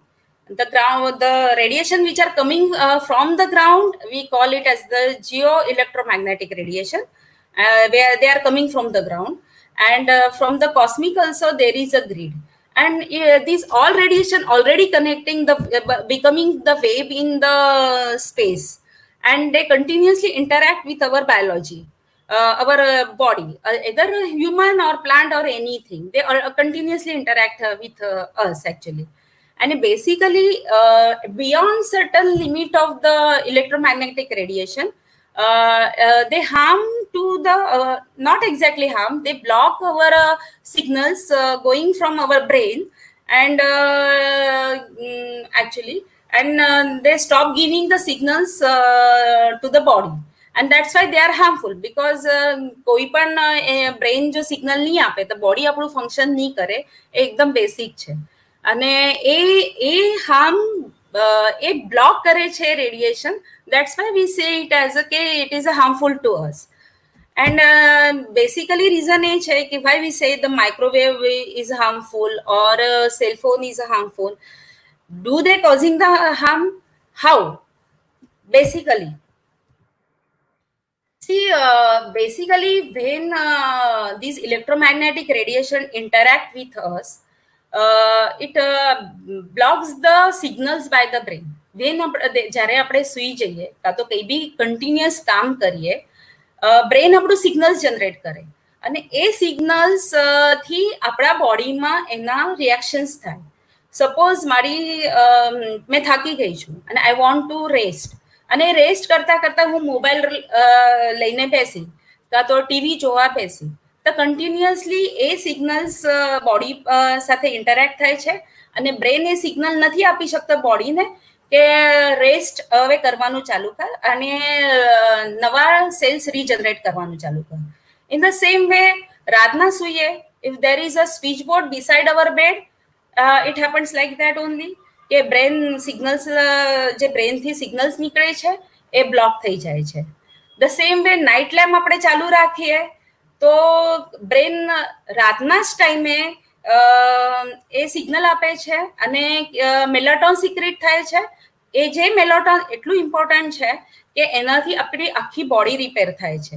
અને એ મેલાટોન ત્યારે જ secret થાય છે જ્યારે એકદમ અંધારું હોય, રાત થઈ ગયેલી હોય, અને our body is in a rest time. હા, હવે એમાં એવું છે કે body relaxation is also very important. So જ્યારે રાતના ઊંઘ નહીં આવતી હોય ત્યારે પણ એવું થાય કે બોડીમાં પ્રોપર મેલેટોન સિક્રેટ નહીં થઈ શકે અને આપણી બોડી રિપેર નહીં થઈ શકે. So these all factors are very important while designing the electric switches, electric appliances, and all the things. Nowadays we are more fascinated with કે બટન થી curtain ખોલી કાઢ્યા છે. I'm not against the technology, but where to use? It is very important કે તમે ક્યાં એ use કરો છો. હું મારા બેડરૂમમાં છું અને રાતના મને કર્ટન ખોલવું છે તો હું ઉઠીને ફિઝિકલ એક્સરસાઇઝ કરીને કર્ટન ખોલી શકું છું. પણ એ મારે એનો અવેરનેસ તો હોવું જ જોઈએ કે એ રિમોટ વાઈફાઈથી કે રિમોટથી કે એનાથી ચાલવાવાળાથી my body will surely affect for the body functioning. So it is very important when you are using your technology, where and why. Technology is good, પણ એ બહુ વાઇઝલી યુઝ કરવી જોઈએ. ઘણાને ખબર જ નથી હોતી કે બાયોલોજીકલી આ આવી રીતે ઇફેક્ટ થાય છે અને આઈ ડોન્ટ નો વાય, પણ એનું અવેરનેસ બી લોકોમાં નથી. There is one not scientist exactly, is a cardiologist, B.M. Hegde. There is a book written by him, Blinded by Science. It's very good book. And he said he is also interrelating all these things with each other. So જેટલું મેં આમાં deep જતી ગઈ, મારું awareness વધતું ગયો અને I think it is working. The other thing કે how surrounding interact with you. Now the nature is interconnected with you અને એ ડેફિનેટલી તમારા ઇમોશન્સને બી એ તમારી સાથે ઇન્ટરેક્ટ કરતો હોય છે, તમારી સાથે કન્ટિન્યુઅસ વાત કરતો હોય છે. પણ તમે એની વાત ક્યારે સાંભળો? જ્યારે તમને ખબર છે કે તમારી સાથે વાત કરે છે. મેં એક એક્ઝામ્પલ શેર કરીશ કે my mother in law use to sit in the courtyard on the હિચકા. અને એક time in 2006 she use to tell me, Rupali હું નથી જીવાની. Why you are telling like this? અને આઈ એમ અવેર કે આ બધું સરાઉન્ડિંગમાં બહુ જ ઇફેક્ટ કરતો હોય છે. Nothing happens like that. There is a shift in energy. તો એ એનર્જી શિફ્ટ જે હોય એ બધા પર સરખો જ ઇફેક્ટ છોડે છે, પ્લાન્ટ હોય કે એનિમલ હોય કે હ્યુમન બિંગ હોય. અને એ જે હિંચકાની બાજુમાં બેસતા હતા એની બાજુમાં એક એરિકા પ્લાન્ટ લગાવેલું હતું અને એ બળી ગયું આખું. So મારી બેક થોટ પ્રોસેસ થઈ કે why this is happening, and my father is saying કે નહીં તને તો છે ને કમ્પ્લેન કરવાની ટેવ છે એટલે તને કંઈ થતું નથી, પણ તને એવું અંદર લાગ્યા કરે છે કે તને કંઈ થાય છે અંદર. her body is reacting with her અને she continuously tells me that નહીં મેં નથી જીવાની રૂપાલી. મેં કહ્યું તમે કેમ આવું કહે છે? Something is happening. એના વગર તો એ બોલી જ નહીં શકે. સો એવરી ટાઈમ નહીં ચાલો આ ડોક્ટર પાસે ચાલો. જેટલા ડોક્ટર મને સામે આવે કે નહીં આને બતાવે બધા પાસે લઈ ગયા. then she diagnosed with a breast cancer. So it is like કે તમારા આજુબાજુનું સરાઉન્ડિંગ તમારી સાથે ઇન્ટરેક્ટ કરતું હોય છે. હા, તમે પોતાને નહીં જોઈ શકો તો એટલીસ્ટ તમે you observe your surrounding, how it is interacting with you, and it is very simple.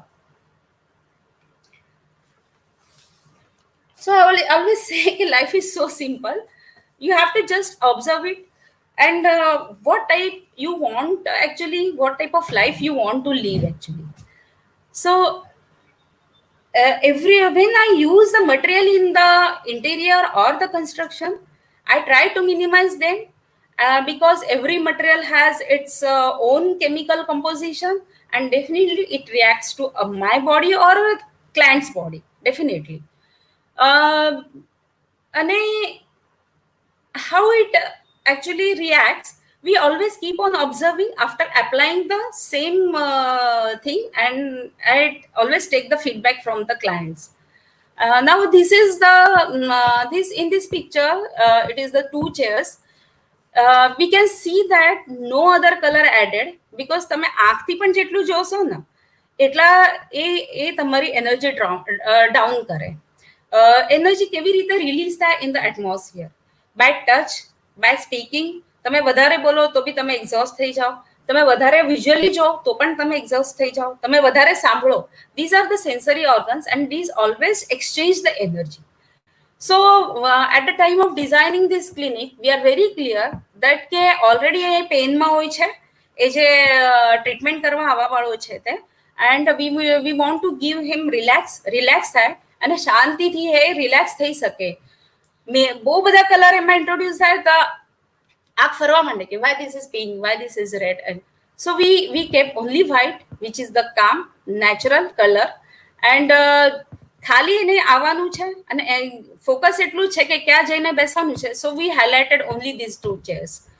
And ત્યાં આવીને બેસીને એનું કામ કરીને એ રિલેક્સ થઈને જતો રહે. So when I design the things, I definitely keep in mind what type of material I am using, why I am using, and how much I should use it. This is the એજ પ્રોજેક્ટનો એ બીજી cabin છે કે બહારના doctor આવીને ત્યાં treat કરી શકે. Even we have not introduce a extra chair. અહીંયા એની કન્સલ્ટન્સી થઈ શકે છે. ધ સેમ ડોક્ટર અહીંયા ટ્રીટ કરશે અને same chair he will pull and he will sit and he can talk to his client.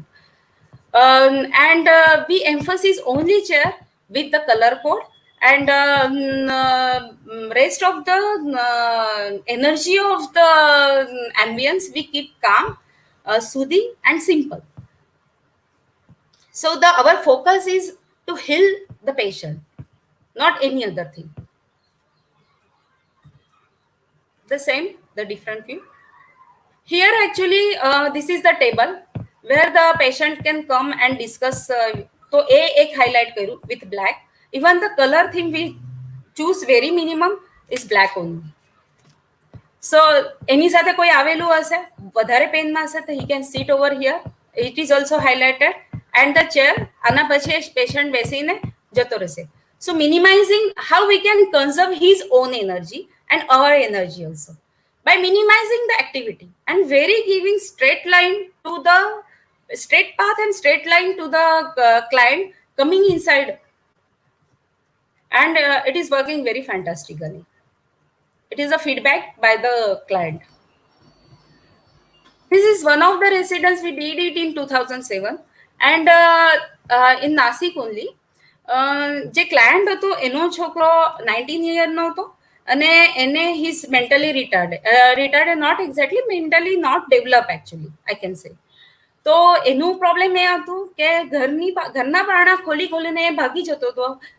પહેલા એ હાઈવે પર રહેતા હતા ત્યારે હાઈવે પર ભાગી જતો હતો and parents used to run behind him. So at the time of designing, કેવી રીતે એની એનર્જી લેવલ એવી રીતે એને થાય કે એની બાયોલોજીકલી he balance રહી શકે. Mentally biological reaction is associated with the mental reaction. અને એક એક્સપેરિમેન્ટ જ હતો, but I can say proudly that it succeeded.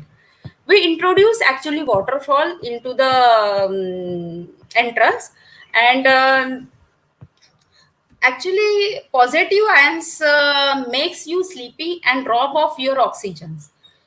Waterfall is one of the good example which increases the negative ions in the atmosphere, and it is an instant refreshener.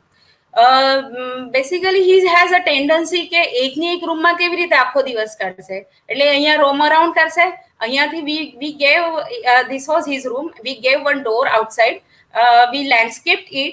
The plants which scientifically give relieve him from the stress actually. And again he come back to from main door. He can enter inside and he can refreshen and he calm down. It was an experiment only, but recently I got 2 pages later from the client, and it was a feedback that he is really very calm and focusing and trying to do some good things, and really we achieved actually what we are intended. Our intention is like that the energy should be light. We should support that person By introducing this type of element, even we played with the colors also, which is also related to the seven chakras of the body, and we experimented many a lot, and we got the good result. This is Excuse me. yes, sir. Yes, I think can you shorten this presentation? Yeah, sir. Okay, Okay. fine. We'll finish in Okay. some time. So now, Thank you. huh. Thank you. Now we can say that whenever we design, one should be aware that how it is impacting on the nature, and in what way we can save the resources, and we can use the natural resources, because they are more soothing to our biological structure, our also, and our surrounding also. Thank you, sir. Thank you so much, ma'am, for your valuable description about building biology and its energy. Now, I would like to introduce architect Sumesh. I would like to introduce architect Sandeep Singh Sisodia. The name itself contains the Rajputana power. So, yes, he is the associate professor at RBSA and the dean of the Faculty of Design Planning and Architecture at Uka Tarsalia University. He has done his masters from Ohio State of University, USA. He has over a decade of experience in designing and academics. One of the few Indian architects to have his work presented at the Venice Architecture Biennial 2012 under the mentorship of Peter Eisenmeyer, Jeffrey Kinship, and Joe Soberoy. Strong inclination towards research and documentation with a focus of freed sense of space and the unseen and undocumented heritage of its wild Rajputana. He has done multiple publications of various articles, including an article on Hasan Fathi's new Gona Village project in the Battery Lobby International Decision magazine. His talk shall be in the domain of design thinking and research, with an emphasis on diversity in overreaching field of architecture and design. Over to you, sir.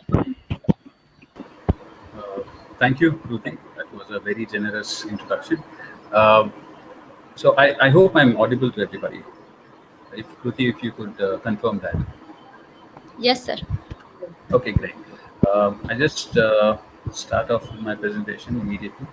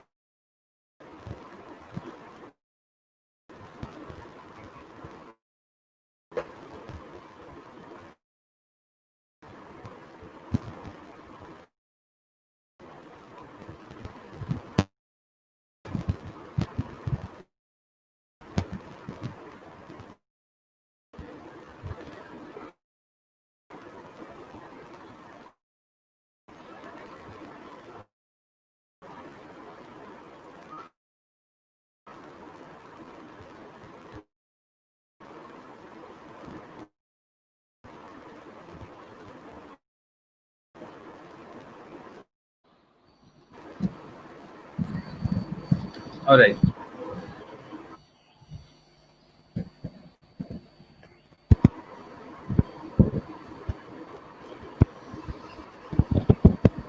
Can you see the presentation? No, sir. Not yet. I think there's some lag. Sorry, it's just this. This is what happens when you use technology. I'm so sorry. होता है कभी कभी sir. No issues. Take your time. हो जाएगा. That was working really fine so far. What I'll do is I'll try to log in again. I think that will work. Okay. Till then, I think we can start with I think Sonak. yes. Introduce Sonak and start with his presentation. Let's see. Okay. Sandeep, Okay. you please log in again.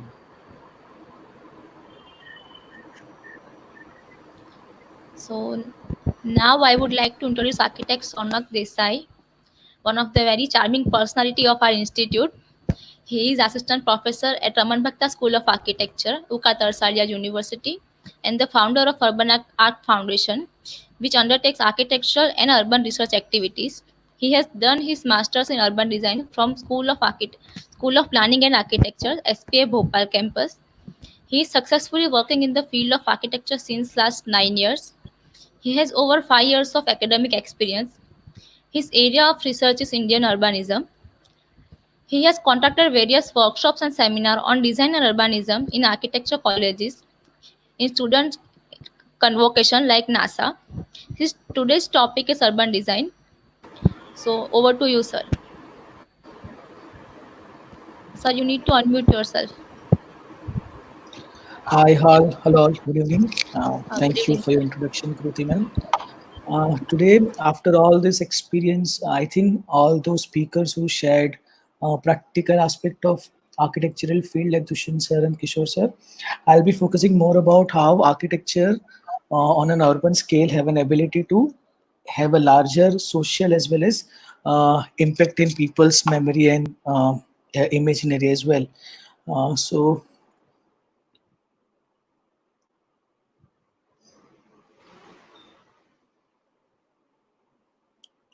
we'll just start a bit.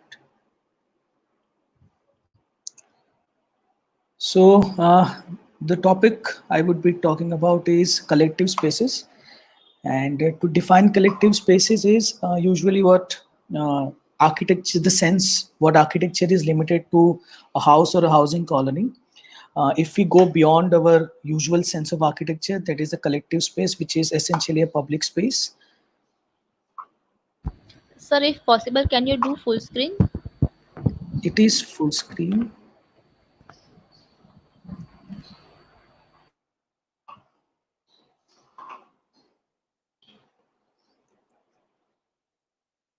Hello. Yes, you can carry on, sir. But Yeah. as it is not full screen, I just have to interrupt. Okay. So now it is full screen. No, not yet. Okay. So I don't know.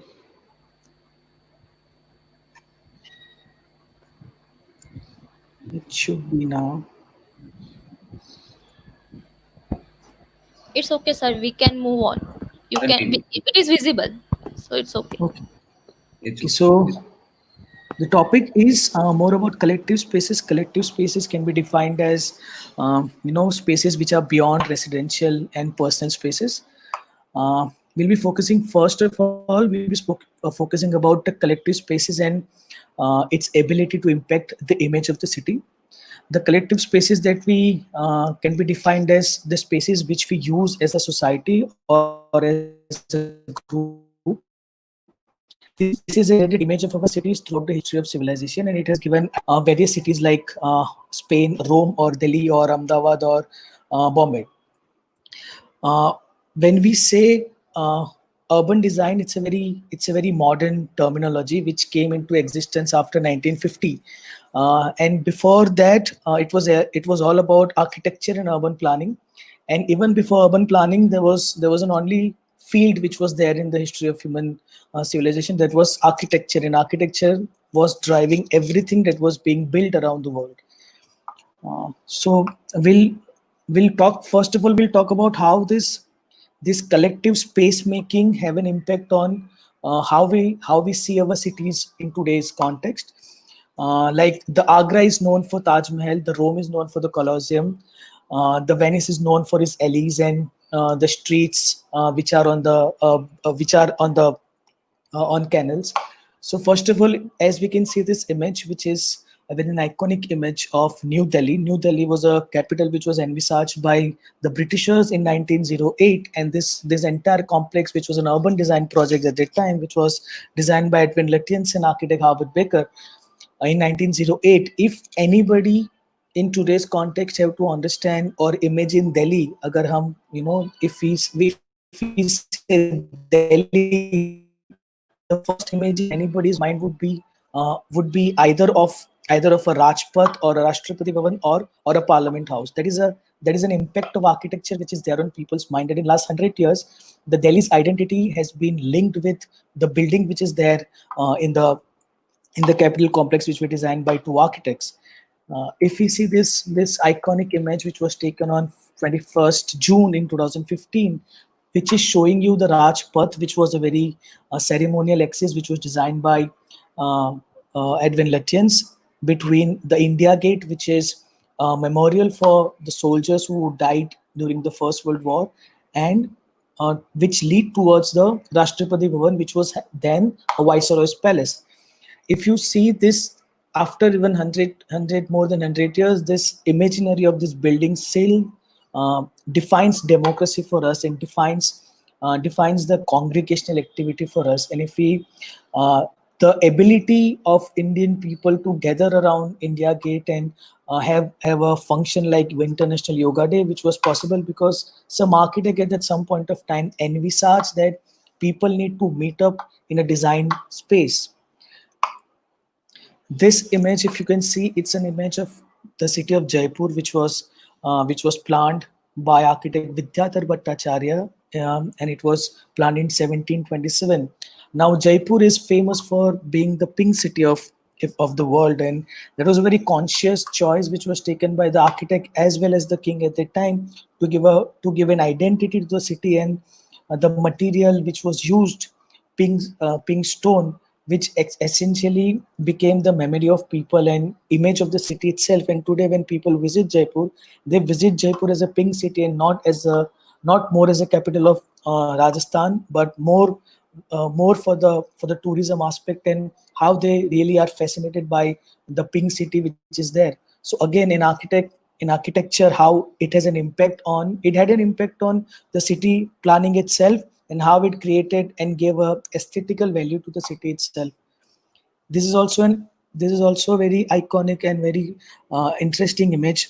This is from the Hawa Mahal, and as we can see that the architect at that time moved beyond the mandate of designing a building, and he dwelled into the realm of urban design, and he carefully crafted street facades as well as those materials, jalis and chajjas and chhatris, which was envisaged by the architect as a city as a whole. It was the first planned city of modern India after the Middle Ages, where everything from the shop to the street, the public plazas to the palaces, which were designed with keeping certain design ideas into mind, and then hence we have a city called Jaipur. That is an impact of architecture which we can see in the case of Jaipur city. We are moving.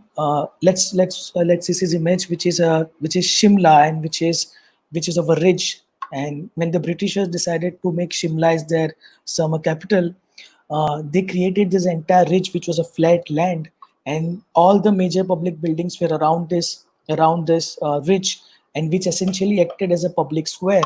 And just like they replicated the European squares into the Indian context, and even in today's context, all these spaces which were envisaged by architects then are still being used as a public spaces. The architect's vision for a city and how people remember and how people associate with those spaces even after hundreds of years. This is once again one of the very iconic plazas in Spain, Madrid, which is Plaza Mayor, which was designed in 1617. As you can see, it's a very well-designed square plaza which is surrounded by buildings. So people can relate to each other. Either they can relate to the building, or they can meet with each other and congregate and have their expression of cultural life, or they can have a communication with their friends. So even after 500 years, the design space which was enlarged by architect 500 years back, which is still being used in the same senses in a coming to the contemporary cities. I think in contemporary world, the architecture and urban design have played even more pivotal role in defining the image of cities in around the globe. Cities like Sydney, New York, Beijing, London, and Chandigarh, and Ahmedabad in today's context as well, have gained their identity on the basis of the iconic architectural marvels those cities are housing these days. If anybody wants to think about Australia, the first image in anybody's in a layman's mind would be Sydney Opera House. It is there on the Australian tourism website, and it is there as a traveling ticket and on the blogs and everywhere. So this was an iconic building which was designed in 1973, and even after 40 years, this has an ability to become the face of the country.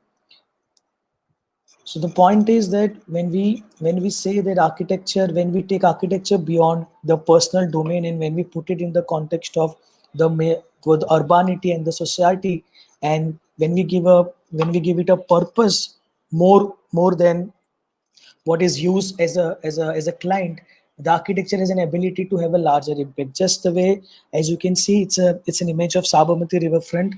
Ahmedabad being the World Heritage City these days, even then having so many Sultanate era monuments, this project of Sabarmati riverfront was able to carve out a space for itself as an urban design project, as a public realm project, and it became an identity for modern Ahmedabad for so many people, and so much so that an international level summit between Prime Minister and President of China was held here.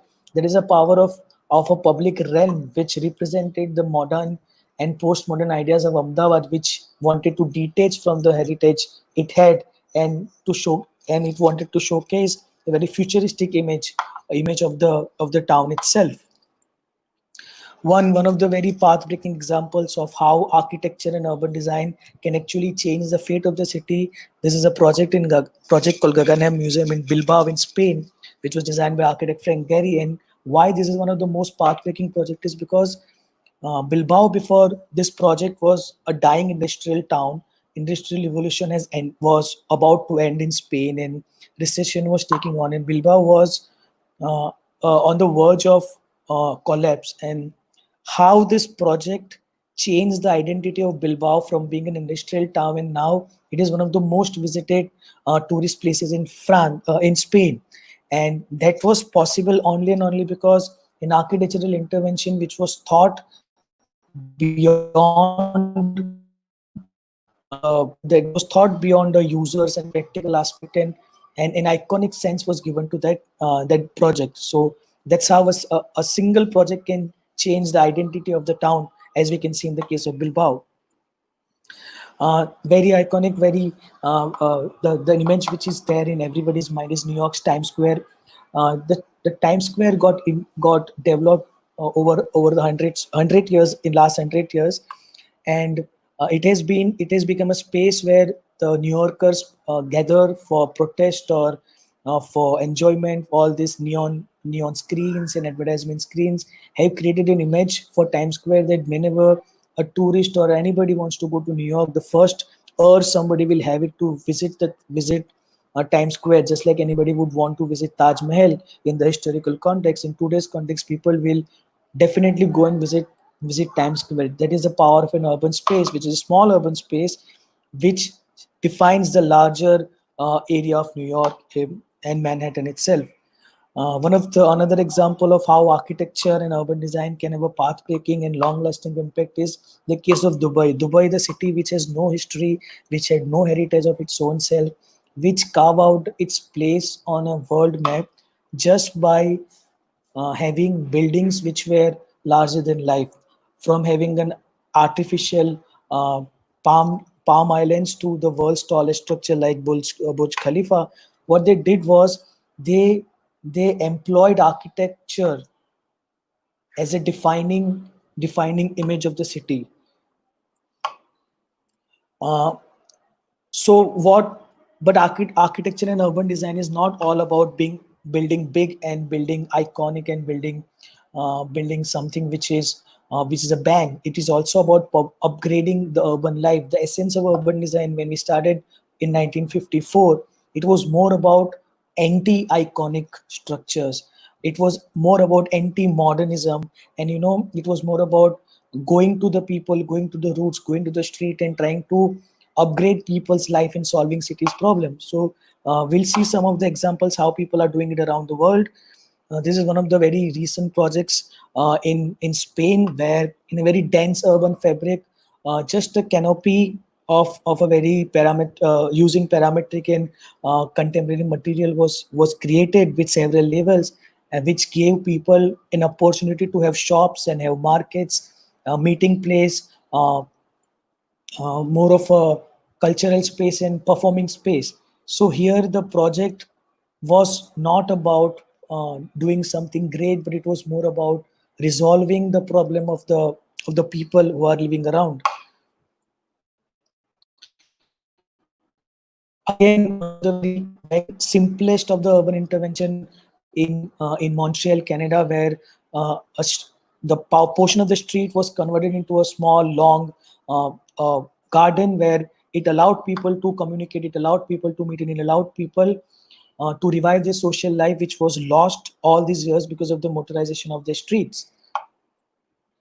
One of the very crucial project in recent history is this plaza in Copenhagen by architect Bjarke Ingels, and it is one of the very bold intervention done in recent times, where the use of colors which were considered to be a no zone in the history of urban design and architecture.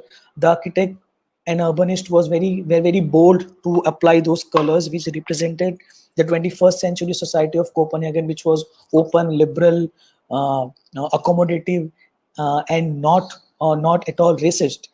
And so if you can see this image, the Copenhagen texture is very much kind of a heritage, which is vernacular, which is very bland in terms of the colors. And suddenly this entire plaza, which is created, which is more colorful. So this is again not an iconic structure where somebody from India would go and visit in Copenhagen, but it is more about people who are living around, people who want to meet in the evening, people who want to cycle in the morning, kids who want to play and skating.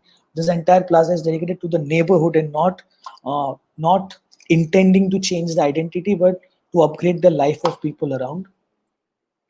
Another aspect of urban design is also the research and advocacy, because in today's context, building something big is very much difficult, and urban areas these days are very much complex in their identity. In India, talking about Indian context, they are layered with various cultural backgrounds, financial backgrounds, laws, and ownership, and everything comes into picture, and then an urban area is created. So one of the major aspect of urban design in Indian context is research and advocacy, where architect and an urban designer lead a team to identify a problem through documentation, try to analyze the problem, and then propose minimum interventions which are doable on ground with minimum destruction of property and livelihood. So this is one of the examples where we can see that in the fort area of Bombay, the heritage mapping was done for the structures, which was done by Urban Design Research Institution in Bombay. And how this entire process of research is carried out, we'll just see 3 different layers of this research, and how precisely it is done in order to have an intervention to upgrade and preserve the urban life. So here we can see how the mappings are done in the urban context, and then how reports are generated about specific pointed problems, and not about. So here in the urban design is not about tabula rasa, where you can destroy everything and start once again, like Haussmann did in Paris, but it is more and more about finding out the problems which are solvable by minimum interventions. So this is how the research are done about open spaces and about the eyes on street and visibility and permeability and parking issues. And then after analyzing all these problems, identifying all these problems, the interventions are given. Maybe the interventions are so small that at the corner of the footpath, you have to change the pavers, or maybe you have to lower the window on the street, or maybe you have to paint zebra crossing at certain points, because you realize that people are crossing road more on this node and not not from the signals which are there. So these are the small interventions which are done in order to revive and preserve the dense urban context in Indian cities. Then the interventions are also, from simple designing a bus stand to planting a tree, or widening the pavers. So the sense is that urban design and architecture has an ability to touch life at every aspect and at every scale. Like in the case of Bilbao Museum, it has an ability to change the destiny of a city just by existing as an architectural project, and also it has an ability uh, to resolve a parking problem on a dense street in South Bombay.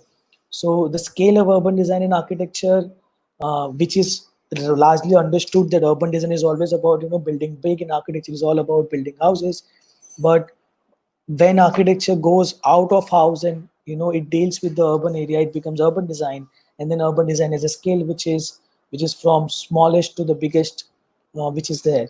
So I think that was the thing I wanted to share, that what are the urban design scales of urban designs, and how it has an ability to impact our memories and our destinies of our cities. Thank you.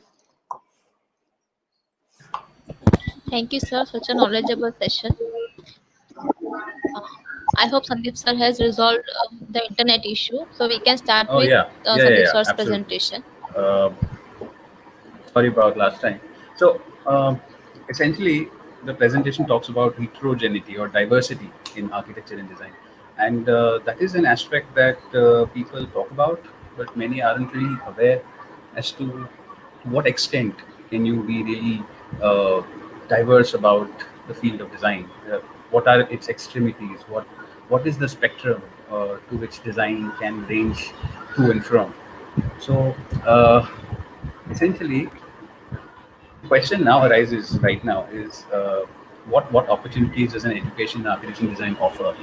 Uh, and that is not just a question for a student, but it's also a question for anybody who's practicing, who is in the field of architecture or design, and who has gotten through the whole process of getting into studio, going into that harrowing system of working sleepless nights and not being able to really, go to the very edge of what they want to generate. But nevertheless, there are a lot of things that speakers before me have covered, and many viewers have some idea as to what an architect can do beyond designing buildings, for lack of a better word. And what you essentially see is an object. So when you talk about buildings, or when you talk about design in general, or when you talk about any object, or when you talk about any product, you're talking about an entity. So what you see is the object. And what the speakers before me tried to convey was there is always a process in generating that object. And what is truly important for any architect or designer is to really understand how the process works, is to really understand how what you learn while the process of design is going on, while you are in that process itself. And that gives you many opportunities to go into so many different domains. Uh, if we look at any project, so I'll just give you an overview as to how an architect might think. So this is the Seattle Central Library. It's in Seattle, Washington, in the US. It was designed by the firm OMA, headed by architect Rem Koolhaas. Now, what we see is probably an interesting object, probably an ugly object to some people, probably something that is alien to them. But it did go through a very intensive process. They did try to understand how the building has to be built. So there was a program. They tried to understand how the context offers something to the project.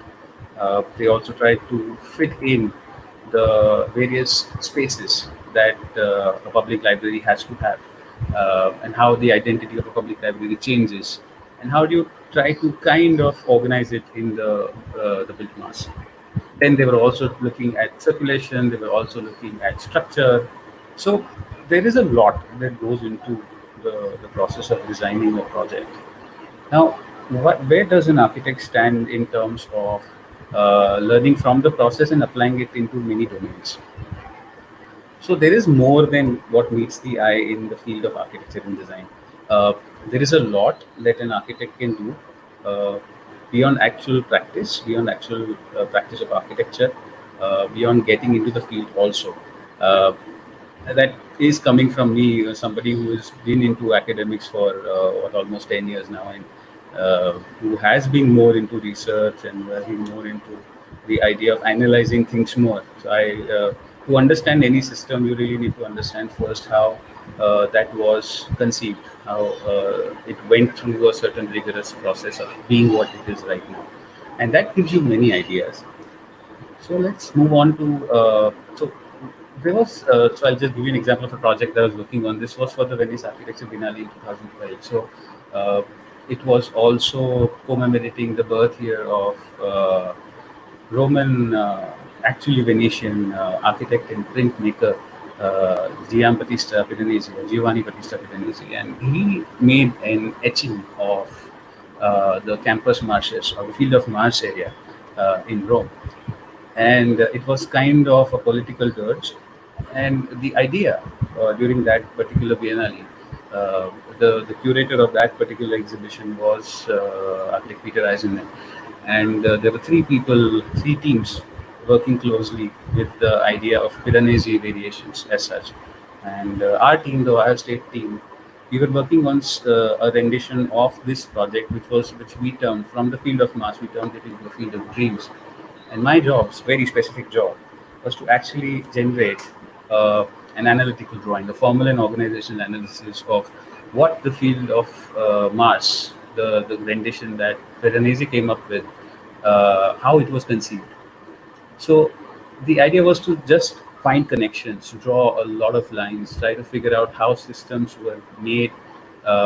Earlier, there was a lot of discussion on this particular etching that spoke about how this might have been conceived. So this was probably, many people thinking it was based on the north direction. Many people were also considering the fact that it was based on the idea of the now expanded tomb of Hadrian. But when I started drawing these lines, they gave me some very interesting clues. The main clue behind the entire system was the river Tiber that flows through Rome. And the more lines I drew, the more it became clear that the actual project was conceived on the basis of the river. So the river was the life and the death of the project. This was kind of a revelation. It was a revelation simply because we started analyzing an existing project. Now that is something interesting, at least for me as an architect, because actually designing something, creating something has a lot of energy to it. But for me, there is more energy involved in figuring out, in trying to dig up what went behind, what was in the minds of the creator. And it's as interesting as reading a nice suspense novel, a thriller, or watching a nice suspense movie, something like that. So that is an area that now more people are exploring in the domain of architecture and design. This also led to this being a part of the entire show. So this drawing was overlaid with the design that we all came up with. So we built a very looks like a very jazzy model. We used only two colors, one black and white, and this was the drawing with the overlay of the design. Surprisingly, our design fit really well on the way this diagram worked out. So that is another application of how analysis can actually help in the so what an architect can do is something like this that we have gone through so far. People do design, people do conceive projects that are meant to be built in a certain way, that are meant to be perceived in a certain way. But that same person can also do something like this. This is another domain that is has been really taking off for some time now. It's the area of exhibitions and installations. And in this regard, largely the idea is to not just design it, but to also curate it. That is a very interesting term, curating an exhibition. Curating is essentially you are involved with the entire process from the day you start conceiving the project and to the last day when everything is taken down. You are left with actually counting all the panels, marking them, putting them in the right place, making sure they're shipped correctly, coordinating with everybody, making sure all the documentation is in process. It is a rigorous process, but what you see is something nice, something beautiful. And it is very similar to the process of design because you don't see how a building is done more or less because nowadays things are behind covers. Now, there's of course there's a construction process where you see a lot of dirt, where you feel a lot of sound around you. There's a lot of chaos, and then you see the building as it emerges slowly. Similar is the process between any other area of design. So whether it be curating an exhibition, whether it be making an installation, whether it be actually making an analysis, there is a lot of energy that goes into actually getting to that point of being able to see something, to see the object. If you have an opportunity to keep on changing the space around you, this is an area of interest in terms of research for me, is the fleeting sense of place. Because we always feel, especially now, because things change so quickly, I always have had this feeling that nothing is really permanent. And obviously, it sounds like a fact of life. Of course, it does. But when we look at architecture, the length of or the age of the project is probably a little more than the age of the architect himself. So it feels like forever, but it really is not. So there is always this sense of that it is temporary. There is a sense of temporariness in the way things are formulated. So if there is a space, and if I can keep on changing that space, or keep on changing the feel that that space gives me, how I relate to it as a place, then would it not be an interesting thing? So the whole idea of developing these kinds of installations in this, by the way, is the current campus of RDSA. So this central space is what we usually use a lot. We toy around with it. We do a lot of experimentation in terms of building installations. And the idea behind all these installations is that every time you have something like this, the quality of the space changes, the feel of the place changes, and you try to kind of relate to it. You relate to it in a very different way every time you walk through that space. And even though that is a place that you move around every day, you these days, these special days of installations are really very happening, are really very enjoyable, because I really like to see the reactions of how people move around. It's not just the oohs and the ahs of looking at the installation, it's also giving an overarching idea of how it looks like. And it's not just the ground, it's also the change in the above us, so the changing datum, of course. And there are many different ways how the different corners of the buildings are explored. So this is another installation day where we were looking at something else, and we're trying to experiment with different things in terms of learning from nature, looking at material, coloring it in different ways, looking at the basic fundamentals of design. It is fun both for us as the the initial thinkers behind the project, and mainly for the people who are executing these projects, because they tend to have different mishaps, different accidents every day in terms of, Acha, this will not work, that will not work, or I forgot to get this, or this is really expensive. We really did not think of the cost. We really did not think of how this would be installed. So all this is a very interesting learning process, and it is very similar to the way a building is designed and a building is conceived, and then it is actually built. These are some other visualizations of how a place can change very strongly, how color matters, how light falling on a different kind of an object will give you different kinds of experiences. So are there any limits to creativity as such?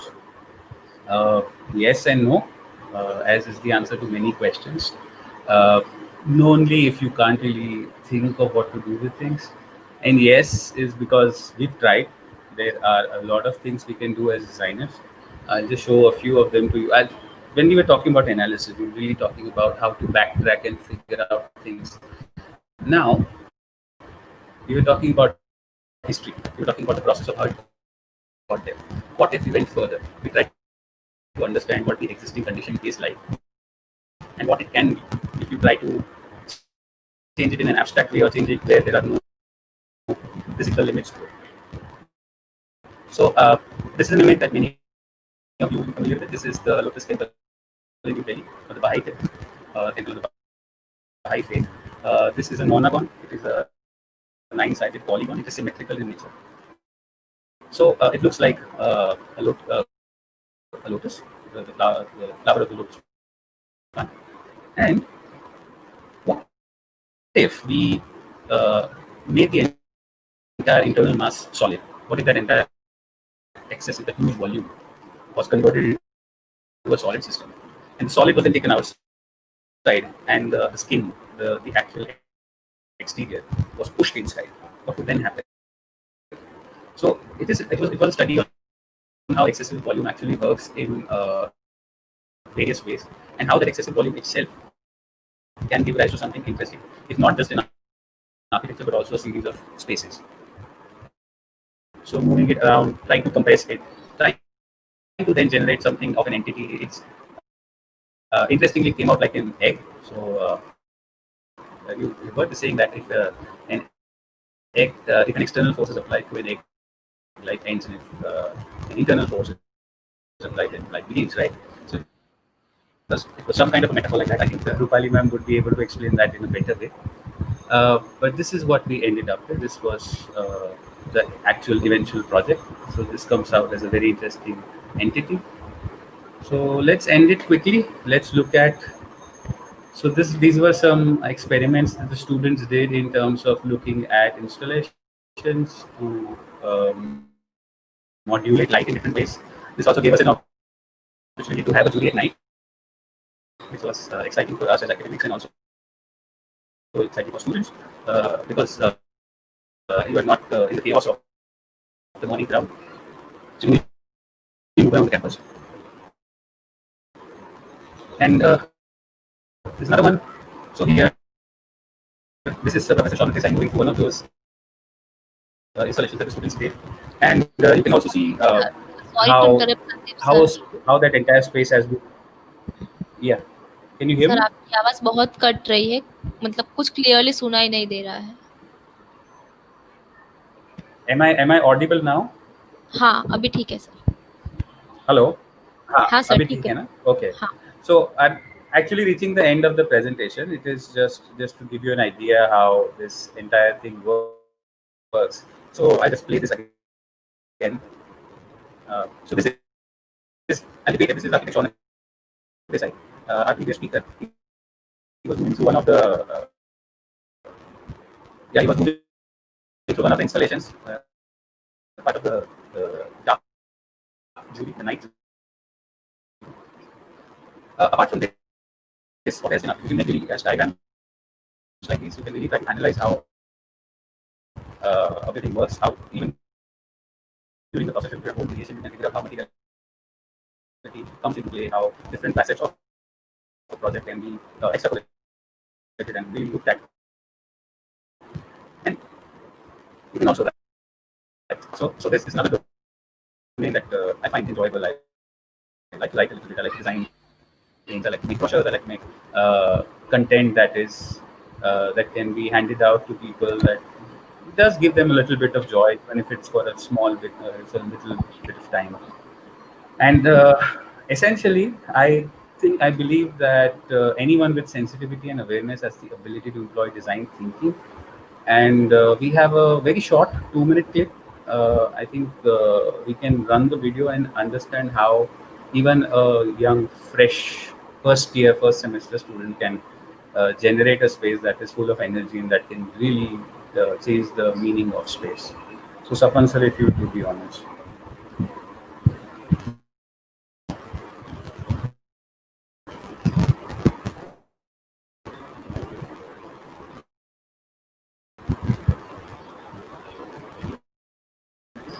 Sarma sir, can you hear me?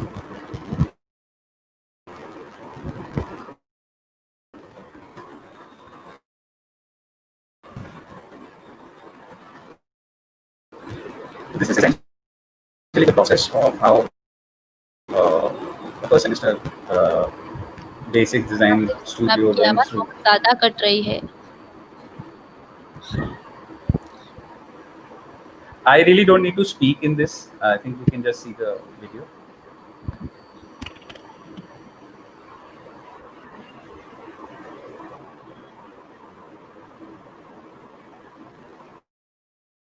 I think there's streaming issues, so I think we can short term. I think we can stop the video. So I'll just make a very quick concluding statement and we can get on to questions.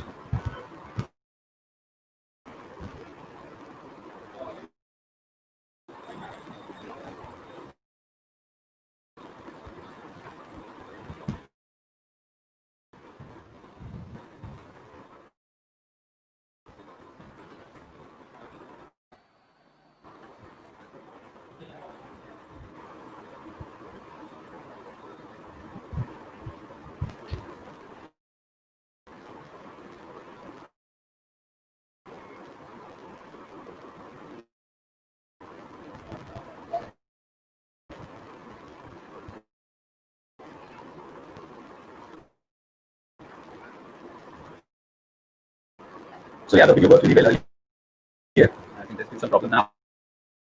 We have streaming issues. We have some bandwidth issues. I think because a lot of us are online right now. So yeah, we can stop the video.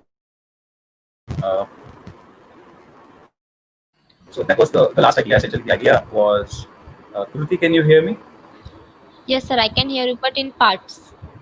कभी कभी आवाज आती है, बीच में बहुत लंबे time तक चली जाती है, ऐसा हो रहा है. I think it's Did that happen in the entire presentation? No, in last 10 minutes. Wait. Yeah, once we went into that even 6-second video, it became a problem. हाँ. No, I think stop the video. Yeah, I think it was streaming issues. हाँ. Yeah, the video is stopped. I think, yeah, so the idea is that you need to develop sensitivity and awareness in terms of what a space can feel like. And I think many of us can employ design thinking very strongly. I think that was an enjoyable presentation for you. It was for me when I was making it. It was fun to really look back how things worked and how to, how it also gave me clues as to how we can move forward. So yeah, I think over to you, Sumesh sir. We can conclude. It's been a pretty long session. Thank you all. I think there were little issues of the internet with Sandeep presentation. He was little not clear audible, and sorry for all that. But I think the presentation went on very nice, and it was little long. But of course, it is a knowledge sharing platform, and of course, everyone has too much of knowledge to share. So of course, time is going to be less all the time. So we have to stop people. Yeah, which is not. I spoke really fast. All of you. Yeah. But anyway, I spoke really quickly just because I just want to thank. First of all, there are not. Yes. So there is not specific questions, but I just want to end with saying that for architecture, you have seen there are different moods in architecture, and to learn architecture, I think you need a very specialized space also, which enhance the quality of education. So at the end, I will say we have a wonderful facility at Raman Bhakta School of Architecture at Ukatarsadia University, Bardoli. And those who really wants to be in the field of designing in any field, fashion design, interior design and architecture, I request them to visit the institute once before they finalize any other institute. I thank all the speakers, starting from Kishore sir, Dushyant sir, Rupali madam, Shaunak, Sandeep, and well managed by Kruti. So thank you all of you, and we'll end this session. Thank you, sir. Thank you. Thank you all. Thank you, Kruti. Thank you. Thank you, everyone. Thank you, team. Thanks, Kruti. Sir.